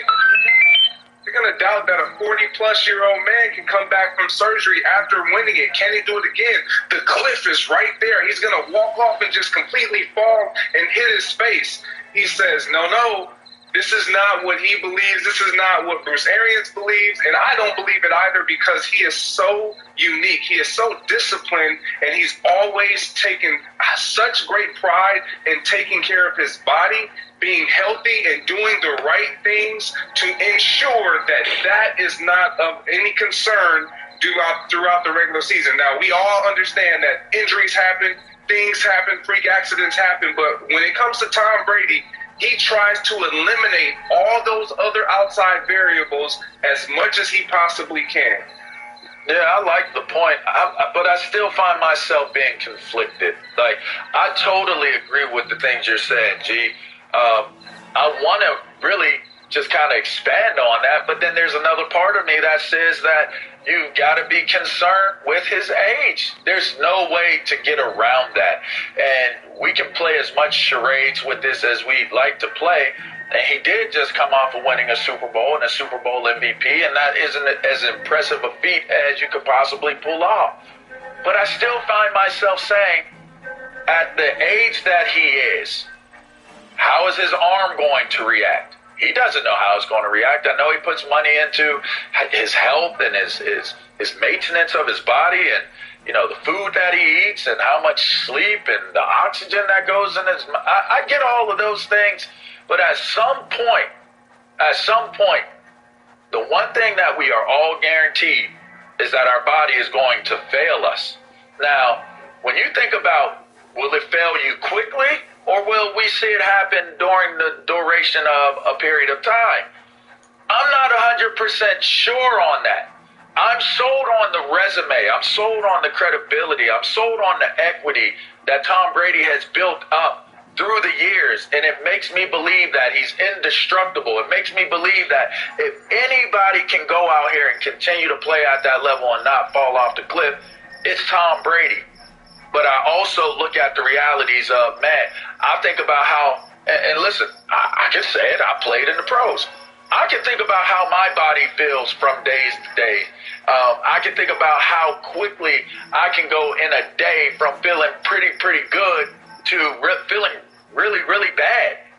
I just don't know how his body is going to handle these upcoming seasons moving forward, whether it be the wear and tear of his drops, whether it be the torquing of throwing the ball, whether it be taking those hits, whether it's all of those things given. I think that it's safe to say we are going to start to see a decline. How rapid that decline is and how effective he can be and how much they can mask it with the way they call plays and with the personnel groupings that they have, that remains to be seen. I trust it. I'll say I'm going to go with it, but I am conflicted that I believe that age is going to begin to be a serious factor in what Tom Brady brings to the table. Look, as great as Tom Brady was last year, and he was phenomenal. Here we go. He was as good as, it gets. He won the Super Bowl. I'm just saying, we've seen a little decline. You guys know, if you had given Tom Brady all of those weapons in his prime, even 5 years ago, his numbers would have been way better than they were, and they were good as they were. But they would have been the Randy Moss years type numbers, if not better. And so he was great, though. He didn't, he led the league in completions of 20 yards or more, and it was his career high. All right? He threw for the second most touchdowns of his career, which was 40, and then he threw for like the fourth highest yards total in his career at age 43. So he was phenomenal. And Greg, I agree with you. I don't expect a decline. I don't think he will fall off.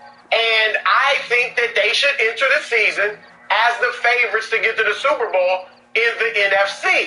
But because I don't live in the wonderland that Greg Jennings lives in, where it rains rose petals, and we eat chocolate for dinner, and every day is Christmas, I must point out that Father Time is coming. And it could come next year. I'm just saying it's a possibility. He's 44. At some point, Greg, we're not going to be at the same. I'm like, you're gonna try to mock me. You're going to try to mock me, but these are Hall of Famers, so you should bite your tongue. Peyton Manning, from 39 touchdowns, 4,700 yards one year to 9 touchdowns and 2,200 yards the next year.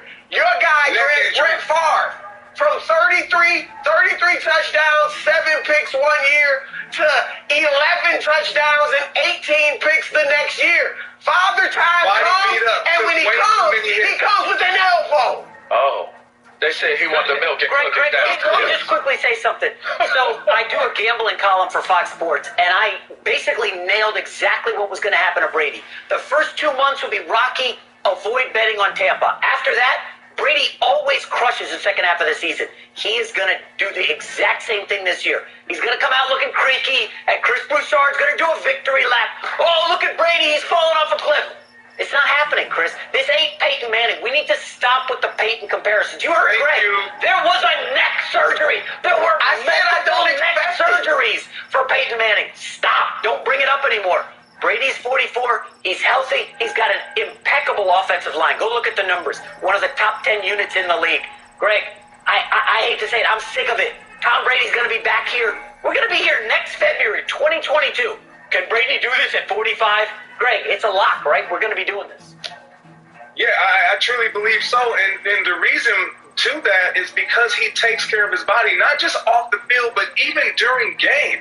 Like, Chris, I get it. You want to compare. Everybody wants to always throw out Peyton Manning and Brett Favre and all these great quarterback, Hall of Fame quarterbacks, but they did not take care of themselves the way that Tom does, not only off the field, but even on the field, during play, during that 3-hour window. He gets rid of the ball. He doesn't really take the sack. Yes, it's counted as a sack, but he doesn't even really get hit. He just gives himself up. Like he's trying to save himself the wear and tear that we all endure. And then when we try to compare him across to other positions, that's not even fair. We can't even do that because he doesn't run routes. He doesn't give the wear and tear on his lower extremities. He doesn't hit guys like you did, LeVar. So his upper body and his physical body is not going to endure the wear and tear that you did or I did or so many other guys across this league do.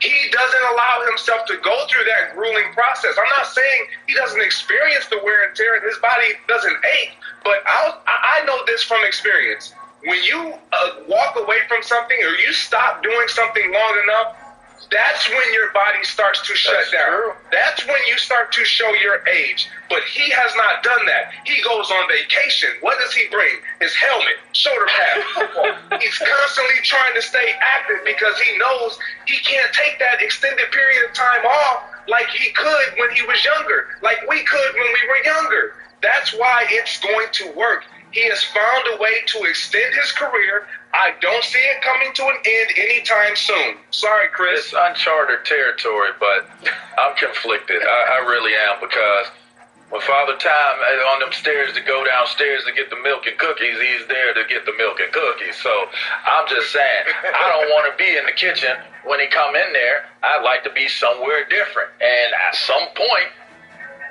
sneak up on you, you know? And it's going to happen to Tom Brady. As much as we think of him, it's going to happen to Tom Brady at some point. Now, the question is, will it happen on the field or not? Will we see it take place? Will we see it play out or not? And I think that that's the biggest key. But I'm not going to bet against him for certain.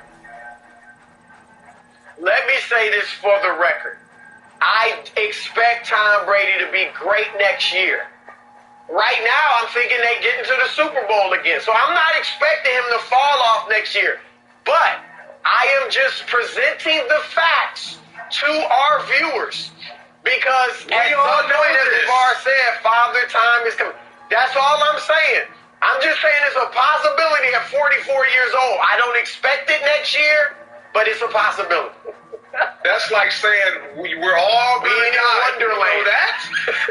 I'm eating chocolate chip cookies for dinner. Like That's a good one, G&J. Rashard, you really hit a nerve with Greg Jennings. I love this version of Greg and that sweater, too. No mercy. Jimmy Garoppolo ended last season early, going down with an injury in November. Despite going 13-3 in 2019 and making a Super Bowl appearance, Jimmy G's injuries have led to speculation the 49ers might be looking to move on from their high-priced young quarterback. But Niner GM John Lynch says he has no doubt that Jimmy G will be their quarterback come September, so long as he's healthy. Lynch said, quote, "I believe things can happen, and I believe they will for him. I really believe that Jimmy G is our guy."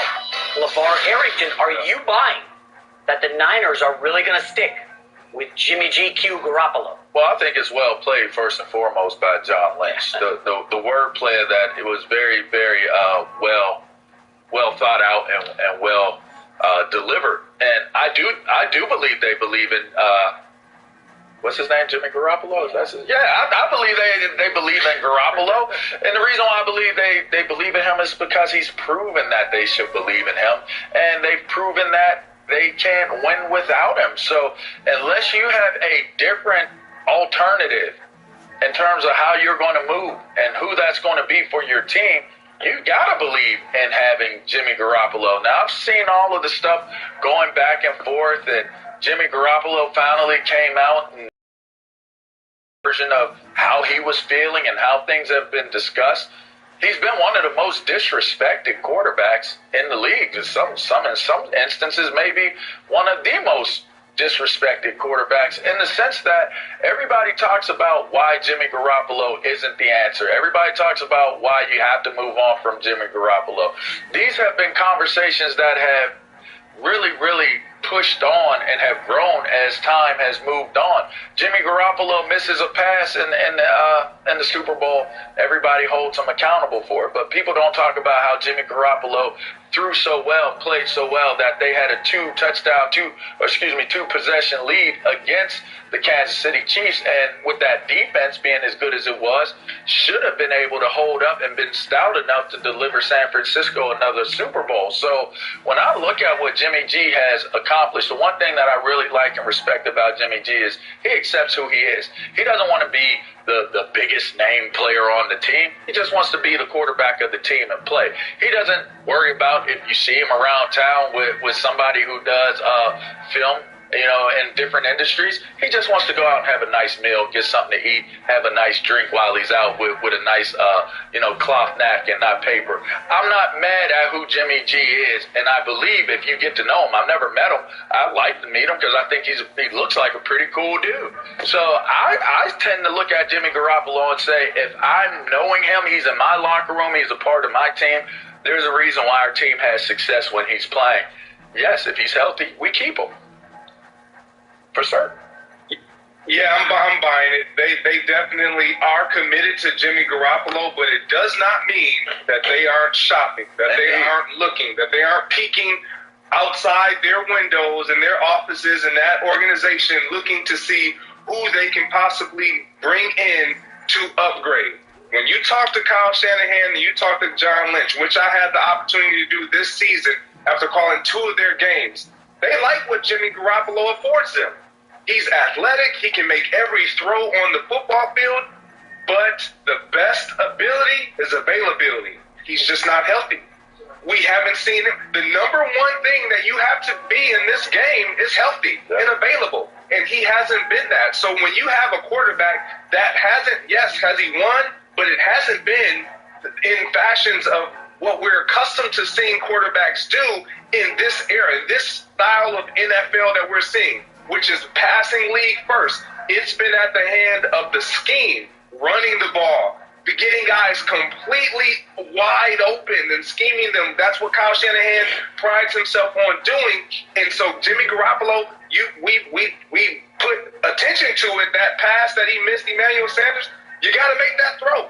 In this offense, you have to make that throw. And he hasn't proven that he can be healthy and make those throws consistently enough to where they completely shut the door on looking to upgrade. And that's why I believe that they are committed to him only if they cannot upgrade him. But you said this at the beginning of your statement, LeVar. This is great wordplay. This is John Lynch doing what a good GM should be doing. He's ensuring that, look, Jimmy, you're our guy.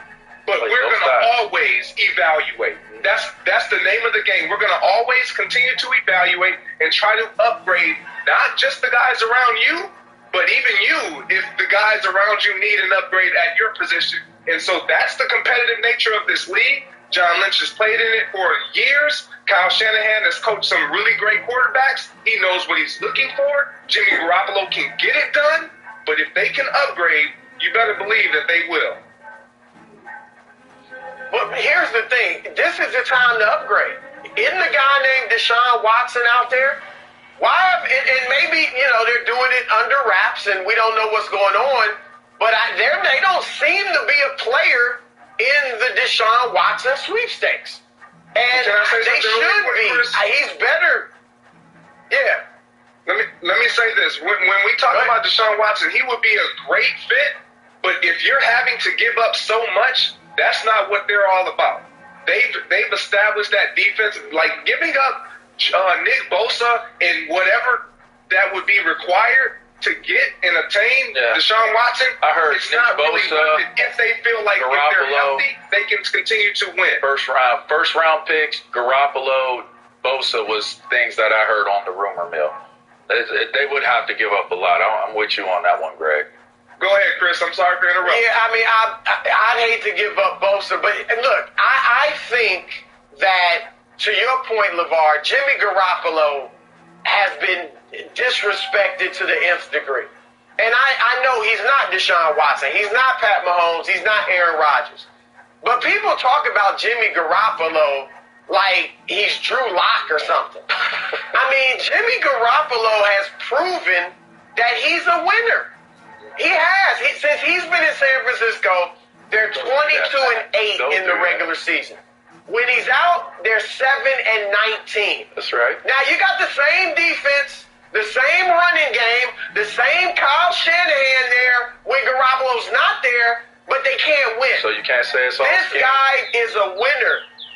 And it can be all scheme because when he's not there, they don't win. Right, Chris. And obviously, the 1 year he was fully healthy, he got them to a Super Bowl. Now, again, I understand the warts and all that, but I'm just saying they have not done well without Jimmy Garoppolo, and when he steps in, they do great. Do we remember what they were before he got there? Bad. They were 1-10. Yeah. And he wins 5 straight games. At the end of the season, when you know the guys weren't into it, he gets them up. Now, I agree, he's got to stay healthy, and that's the biggest problem with him. Is he's not healthy. Yeah. He's not a perfect pass. But, Greg, the Emmanuel Sanders pass, I get it. He missed it. But, my goodness, we act like he's the only quarterback that's ever missed on a post pattern or fly pattern or whatever it was. Like, I mean, it happens. And he wasn't the only guy that cost them that Super Bowl. I don't They were running the ball fairly well. They ran it great all postseason. They should have ran the ball. Somebody needs to play devil's advocate, Chris, okay? Let me just lay it out. Jimmy Garoppolo is 29 years old, LeVar. Yep. He's played more than 6 games in a season once. So that's not a good sign. That doesn't mean he's going to keep getting hurt, but once he's played more than 6 games. And you guys keep talking about disrespect. Greg, I know you watched that NFC Championship game, Packers, 49ers. Is it disrespect when you ask your quarterback to throw the ball 8 times, or is it we don't trust him as much as we do my offense, i.e. the running game? He was 6 for 8 in the NFC Championship game. To me, that's a franchise that doesn't totally trust their quarterback. Maybe you could say it was just playing to Green Bay. But there are, I think, more questions than answers with Jimmy G. And this is kind of like one of those relationship deals. You want to move in with the girl, but you don't want to put the ring on it. You're living together, but maybe you're looking around, a little bit of a wandering eye. It's clear they're not ready to put a ring on Jimmy Garoppolo and make him the long-term decision. Maybe it is Deshaun Watson. Maybe it's Sam Darnold, the cheaper alternative. But, Greg, I think it would be silly of us to sit here and say, well, you Jimmy stop G's it with the Sam Darnold. Listen, he's available. He's cheaper, and we haven't seen the best of Darnold. I don't think it's completely silly for us to say that Jimmy Garoppolo is the guy, because if they are not able or unwilling to come to terms to grab a Deshaun Watson, and we're making it seem like it's easy. It is not as easy as just go get him. Well, if you go get him, that means what you have, you will no longer have. And so how that changes the landscape of what you've created, what you've built as a recruiter, as a draft guru that they've drafted very well, both on the offensive side of the ball and defensively. And so you will have to start to break that down for one position when you know that we can still win with what we have if we have to play with it, if we have the health. Like, we act like all those wins that Jimmy Garoppolo has afforded them has come at the hand of their team just not being healthy. Like when this season, their Rolodex of guys that were on IR and out of the games was unbelievable. Yeah, it was a Pro Bowls list. Like everybody that you could think of on their team that is of mentioning was out at some point this season.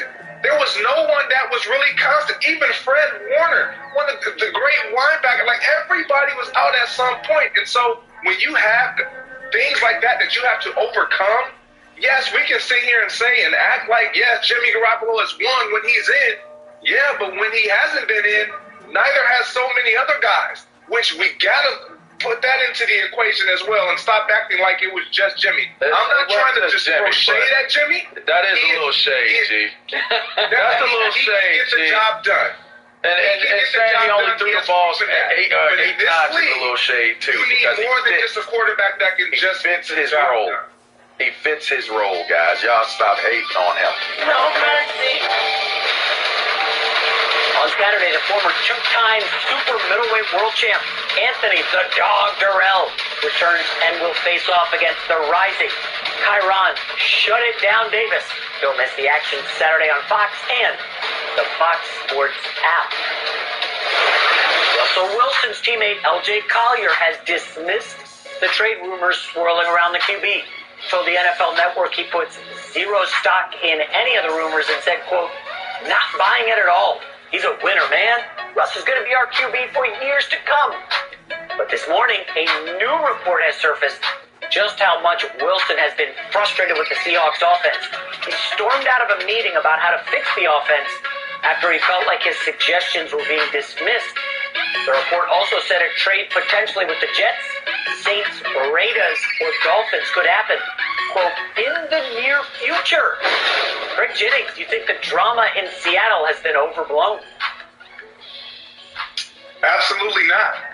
Absolutely not. And when you think about what teammates end up saying about other guys when they aren't really sure or they aren't really certain, it's a slippery slope. And I don't think, yes, all teammates would want a guy like Russell Wilson to come back. So they're going to say, yeah, he's going to be our guy.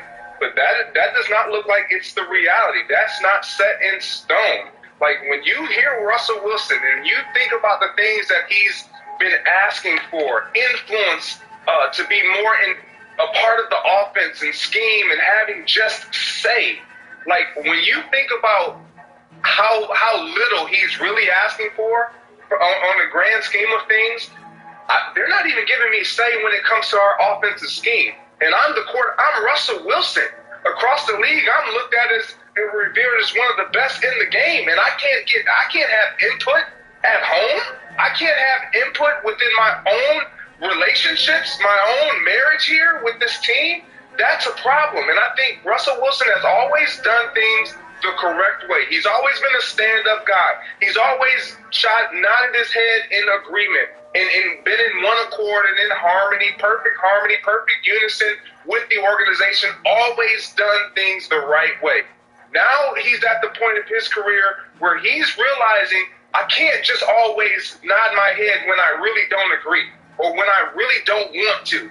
I have to speak up for me because if I don't, no one else will. And that's what Russell Wilson is doing. Regardless of if the protection is really as bad as we all want to think it is or the film or the tape says, we all know he's a quarterback that plays off script at times. And quarterbacks that get outside of the pocket, they bring on more sacks. We understand that. And so offensive coordinators have to adjust sometimes, and they have to take the good with the bad. We've seen that with Aaron Rodgers. We've seen that with Patrick Mahomes. We've seen that with so many quarterbacks that can use their legs.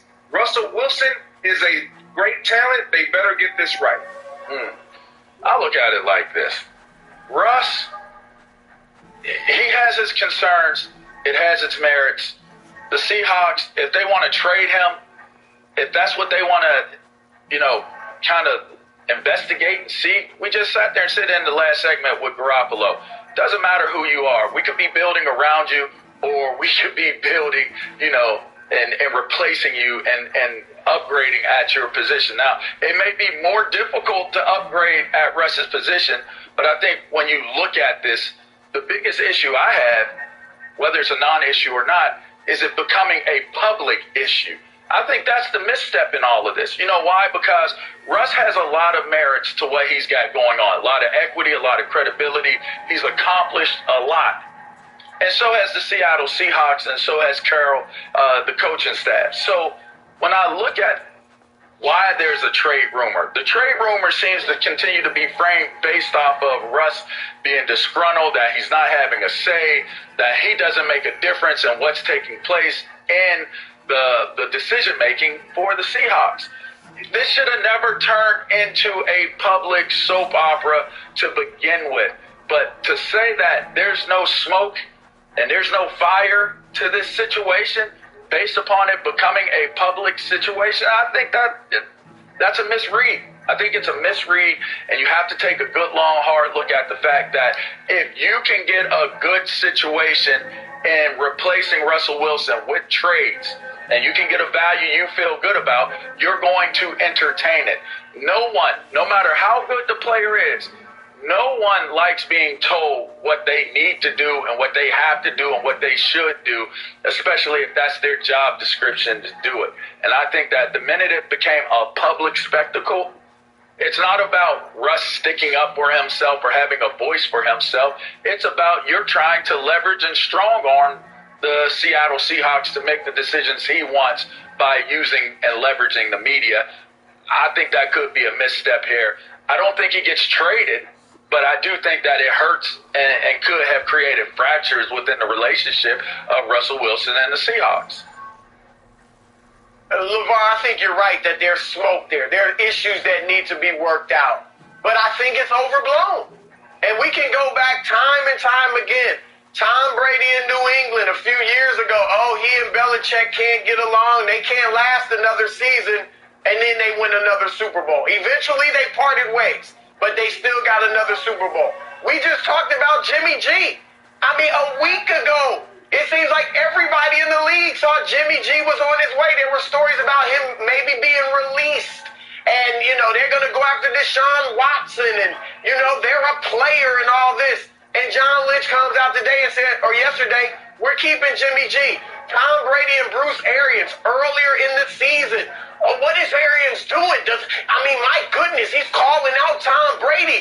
This isn't working. We have people on our radio show that knew Tom Brady saying, he's not happy. Come on, who would be happy with that? And they obviously go on to win the Super Bowl. Even Aaron Rodgers. All right, Jordan Love, wow. Aaron's drinking the scotch. He's ready to move on. Or even after this season, Aaron's upset. Could something happen? Could they move? They didn't bring in Jordan Love for nothing. And what Aaron Rodgers will be there. When stuff gets out in the media, it looks a lot bigger than it is. Now, sometimes stuff is legitimately dangerous. But a lot of times, just a headline, just us talking about it ad nauseum on shows like this or national radio shows can make it seem like there's a groundswell and something's about to pop. They would be nuts to pop and trade Russell Wilson, so I think it's overblown. Greg, I'm loving this player empowerment era. We do have to thank LeBron for this, right? LeBron says, I'm going to LA. I'm going to get Anthony Davis with me. I win a championship. Tom Brady, I don't like the way Belichick's treating me. I'm going to leave. I'm going to go into Tampa. I'm going to bring in my guys. I won a Super Bowl. We're seeing it everywhere now, and it doesn't seem like Chris agrees with me here, but Greg, I absolutely love it. If Russell Wilson is unhappy and wants out, tell them. Make a move. You don't want guys like us and radio and podcasts and internet defining your legacy. You want your legacy? You're unhappy with what they're doing? Call your shot. Get the hell out of town.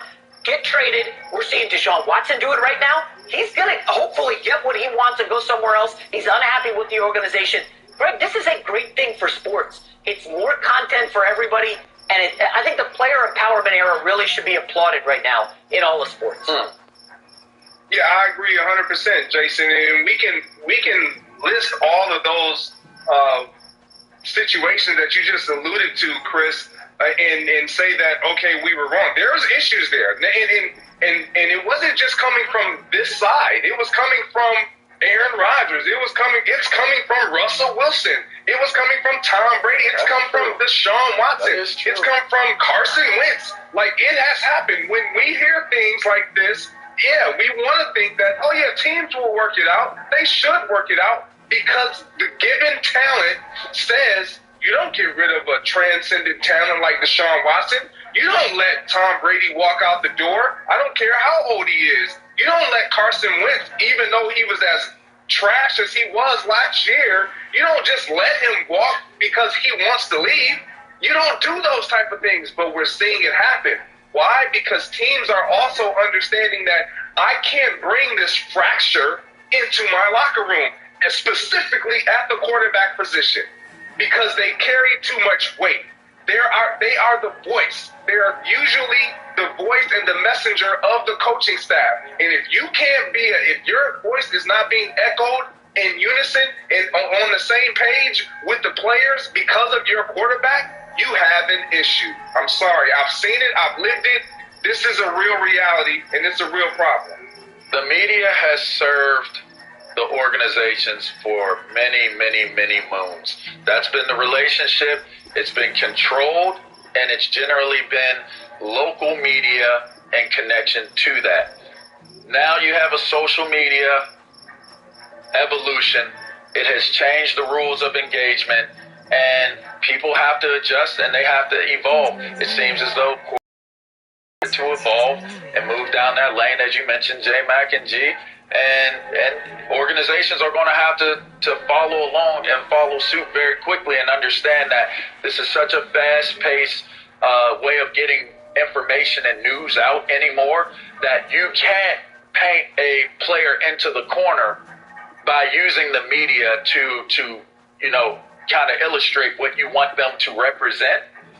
You're going to have to figure out how to engage and address your players in a different manner than what you have historically, because now they have a voice that may reach more people than the voice that, or the amount of people that your voice as an organization reaches. And that could actually serve to work against you as an organization and the popularity and the business and the growth of your organization versus helping it. So it's going to be interesting to see how this all plays out, because, again, that voice is very strong for these guys, and they can get away with doing it because social media gives you the platform to not be silenced. Greg, look, I'm with you that there are legitimate issues. I'm not denying that. But I'm saying they can be worked out. These are grown men. Put on your big boy pants. All right, it's the National Football League. Pete Carroll, sit down with your quarterback and talk this out. He's too good. This has not gone the way of Deshaun Watson yet. But if you keep ignoring him, if you don't keep the lines of communication open, if you aren't open to what he's saying, you could lose the only franchise quarterback you have ever had. And you didn't get one from 1976 to 2011. So it could be another 30 years before you get the next one. So work this thing out with your quarterback. He has not demanded a trade. If he does that, then okay, we're in trouble. But he has yet to do that. So sit down, talk it out with him. He's not blowing smoke. He is getting hit too much. He's got sacked more than any quarterback in the history of the league since the merger. I mean, I get it. He runs and he listens plays and all that stuff. But the offensive line could be upgraded too. So work it out with Russ or you'll regret it. No mercy. Utah Jazz handed LeBron and the Lakers their worst defeat of the NBA season last night in a 114-89 blowout. The four-game losing streak matches the longest the Lakers have had in the past two seasons, and LA's next three games are against Portland, Golden State, and Phoenix. After the game, LeBron said, quote, "It's for us. You know this won't define who we will be for the rest of the season and for the long haul. That's for sure." Fox Sports NBA analyst Rick Bucher joins us now. Rick, big deal or no deal that LeBron's squad got blown out? The difficulty of having me on later in the show is that the damage that you guys do, there's not enough time left in the show to fix it all. No, it's not a big deal. Was it a big deal last year when at the end of January they were on the road in Boston and they got blown out? Or that they lost 4 of their last 5 games in the regular season bubble? 3 of those games, which were blowouts. Now, did people make a big deal out of them? I'm sure that they did. But can we learn from history? You guys are falling into the same LeBron trap that he always sets, which I can't explain it, but when he doesn't care, he really doesn't care. He'll get his numbers. He can always get his numbers. But the idea that these Lakers, which is now a small ball team, can play small ball without their small ball center, Anthony Davis, and their point guard, second best playmaker, and somehow they are going to beat the Utah Jazz in Salt Lake City in February when the Utah Jazz, this is what they're playing for. They want to have the best record in the Western Conference, if not the entire league. They have something to prove. Lakers have nothing to prove, and certainly don't have anything to prove when two of their five starters are out. I told you the last time we talked about this going into the game that the Jazz were going to win and that it didn't mean anything. Now, 24 hours later, I'm supposed to come back and go, oh, wait a minute, they got blown out. This is not a good thing. It doesn't mean anything because we've seen this time and time again. Lakers and LeBron taking losses like this, and in the end, what did it mean? Not a damn thing. The great deflector has gone. You want to go next, great qualifier? Do you want to put your qualifiers on it? Look, I'll go because I'm going to be brief. And obviously, I agree with Rick. I told you this guy. Look, it's February 25th. All right, there's 3 months left in the regular season. And we've covered this league long enough to know this is not a big deal. Do the Lakers have some things they can work out? Yeah, sure. But they're without their second and third best players. Their second and third best scorers. Their first and second best defenders. All right? And one of the toughest things to do when you come back after winning a championship is that next year's regular season. Because it's all about May and June. This doesn't matter. It's all about the playoffs for us. So it's tough to get up for those games. And I told you guys, all of their role players, Kyle Kuzma, Montrezl Harrell, Marc Gasol, they have been raised up a level now. All right? They're fine in their little role when they're behind LeBron, Anthony Davis, and Dennis Schroeder. But with Schroeder and Davis gone, now they go up a level. The expectations rise. What they have to do changes. And they're not cut out for it. And so they're not going to beat the hottest team in the league on the road when the All-Star break is a week away or 2 weeks away or whatever it is. So, no, it's not a big deal. The Lakers will be fine. I'm not saying they're going to just gallivant through the Western Conference playoffs because the West is tough this year and it's going to be a battle for them. But to sit here in February and panic when you've seen playoff LeBron activated time and time and time and time and time again, no, I can't panic over this. Now, LeVar, I got to hear it from you because you said this was a must-win. You know what? I see what you're trying to do here, and that's fine. Let me just start off by saying, when I said it was a must-win, I do not backpedal. I do not take it back. I do not say I misstepped. It was a must-win. The team is struggling. All right. So what now? This team is wounded. It's vulnerable, and they're struggling. You're on a losing streak. Get a win. If it's just as easy to sit there and say, oh, it's easy to lose. Oh, they're not motivated. Oh, they don't care. Then win the game. Win the game. How about get up early enough and rest LeBron and cruise the rest of the way? Like, I get that we say, historically speaking, oh, they could get blown out. Oh, they got blown out last year. Oh, let me come on the show and clean this up because you guys have made a mess of this. You know what? Don't give in to the LeBron trap. Don't fall into the LeBron trap. Okay, I get all of that, and it makes a ton of sense. The reason why this was a must-win to me is because this team needs to understand that they can snap losing streaks, that they can play ball, they can play competitive basketball, as a team as they move towards the end of this season. You don't want to get to a point of where you find yourself in a losing rut that you can't get out of.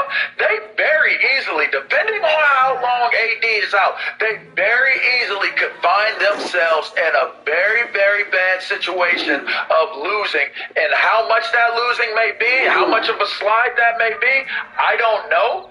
But it could be bad. J-Mac opened it up earlier and said it's a hard schedule that they had, that they've drawn. J-Mac, please, go ahead, bring it on. Rick, on the grand scale, when you zoom out, Rick, yes, you are correct. This game doesn't matter that much. However, when Ted Cruz thinks the Lakers are having a bad week, it's going awful right now. Listen, I'm not going overboard, Rick, okay? If Dennis Schroeder don't play in the next game and they lose that one, then you're looking at, oh, man, geez, we got Golden State, Phoenix. Oh, we're getting passed by Phoenix in the West. Oh, and now we're tumbled to 4th. Okay, and the second half season to schedule 8 back-to-backs. Rick, LeBron's 36. AD coming off the calf injury. They're not playing him a ton.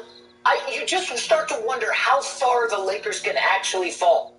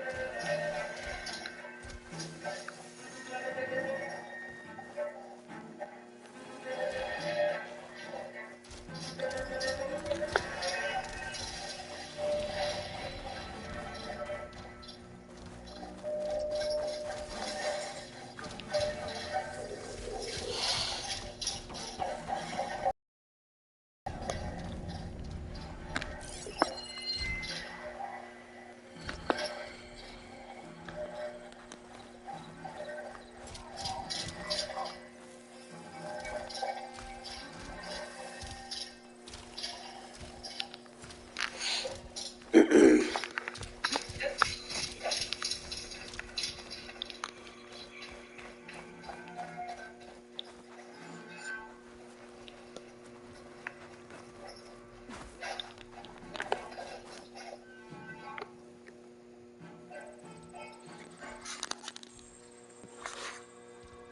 an override module, like mine. It's been altered. Looks like it needs to be inside a machine to work. That's what the equipment outside is for. They pierce through the machine's armor and insert the module through it. So the rebels harvest ancient corruptors in the area to get override modules. And I'm guessing the sons of Prometheus modify them to be shoved into machines permanently. Now they have orders to override them and eat more of them. I was right. I have to destroy that equipment fast.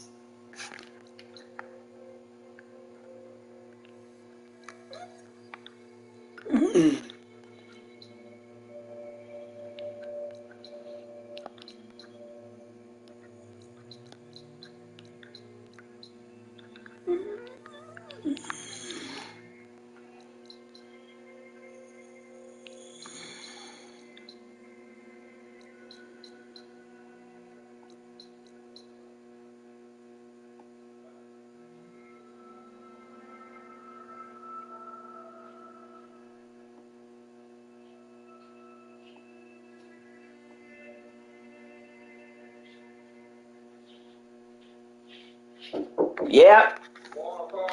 Okay.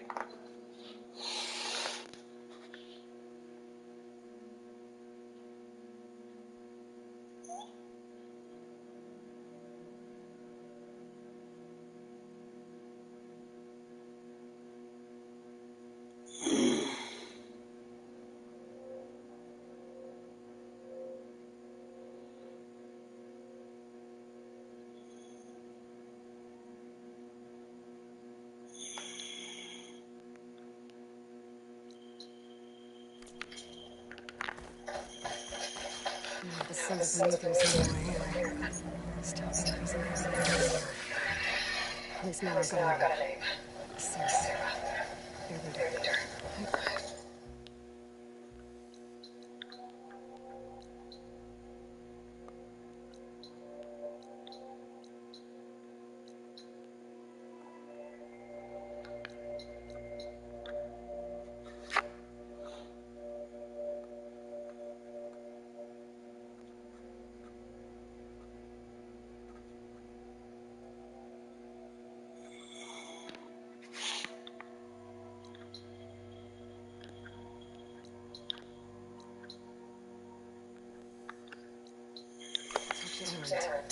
Maybe he knows who she is.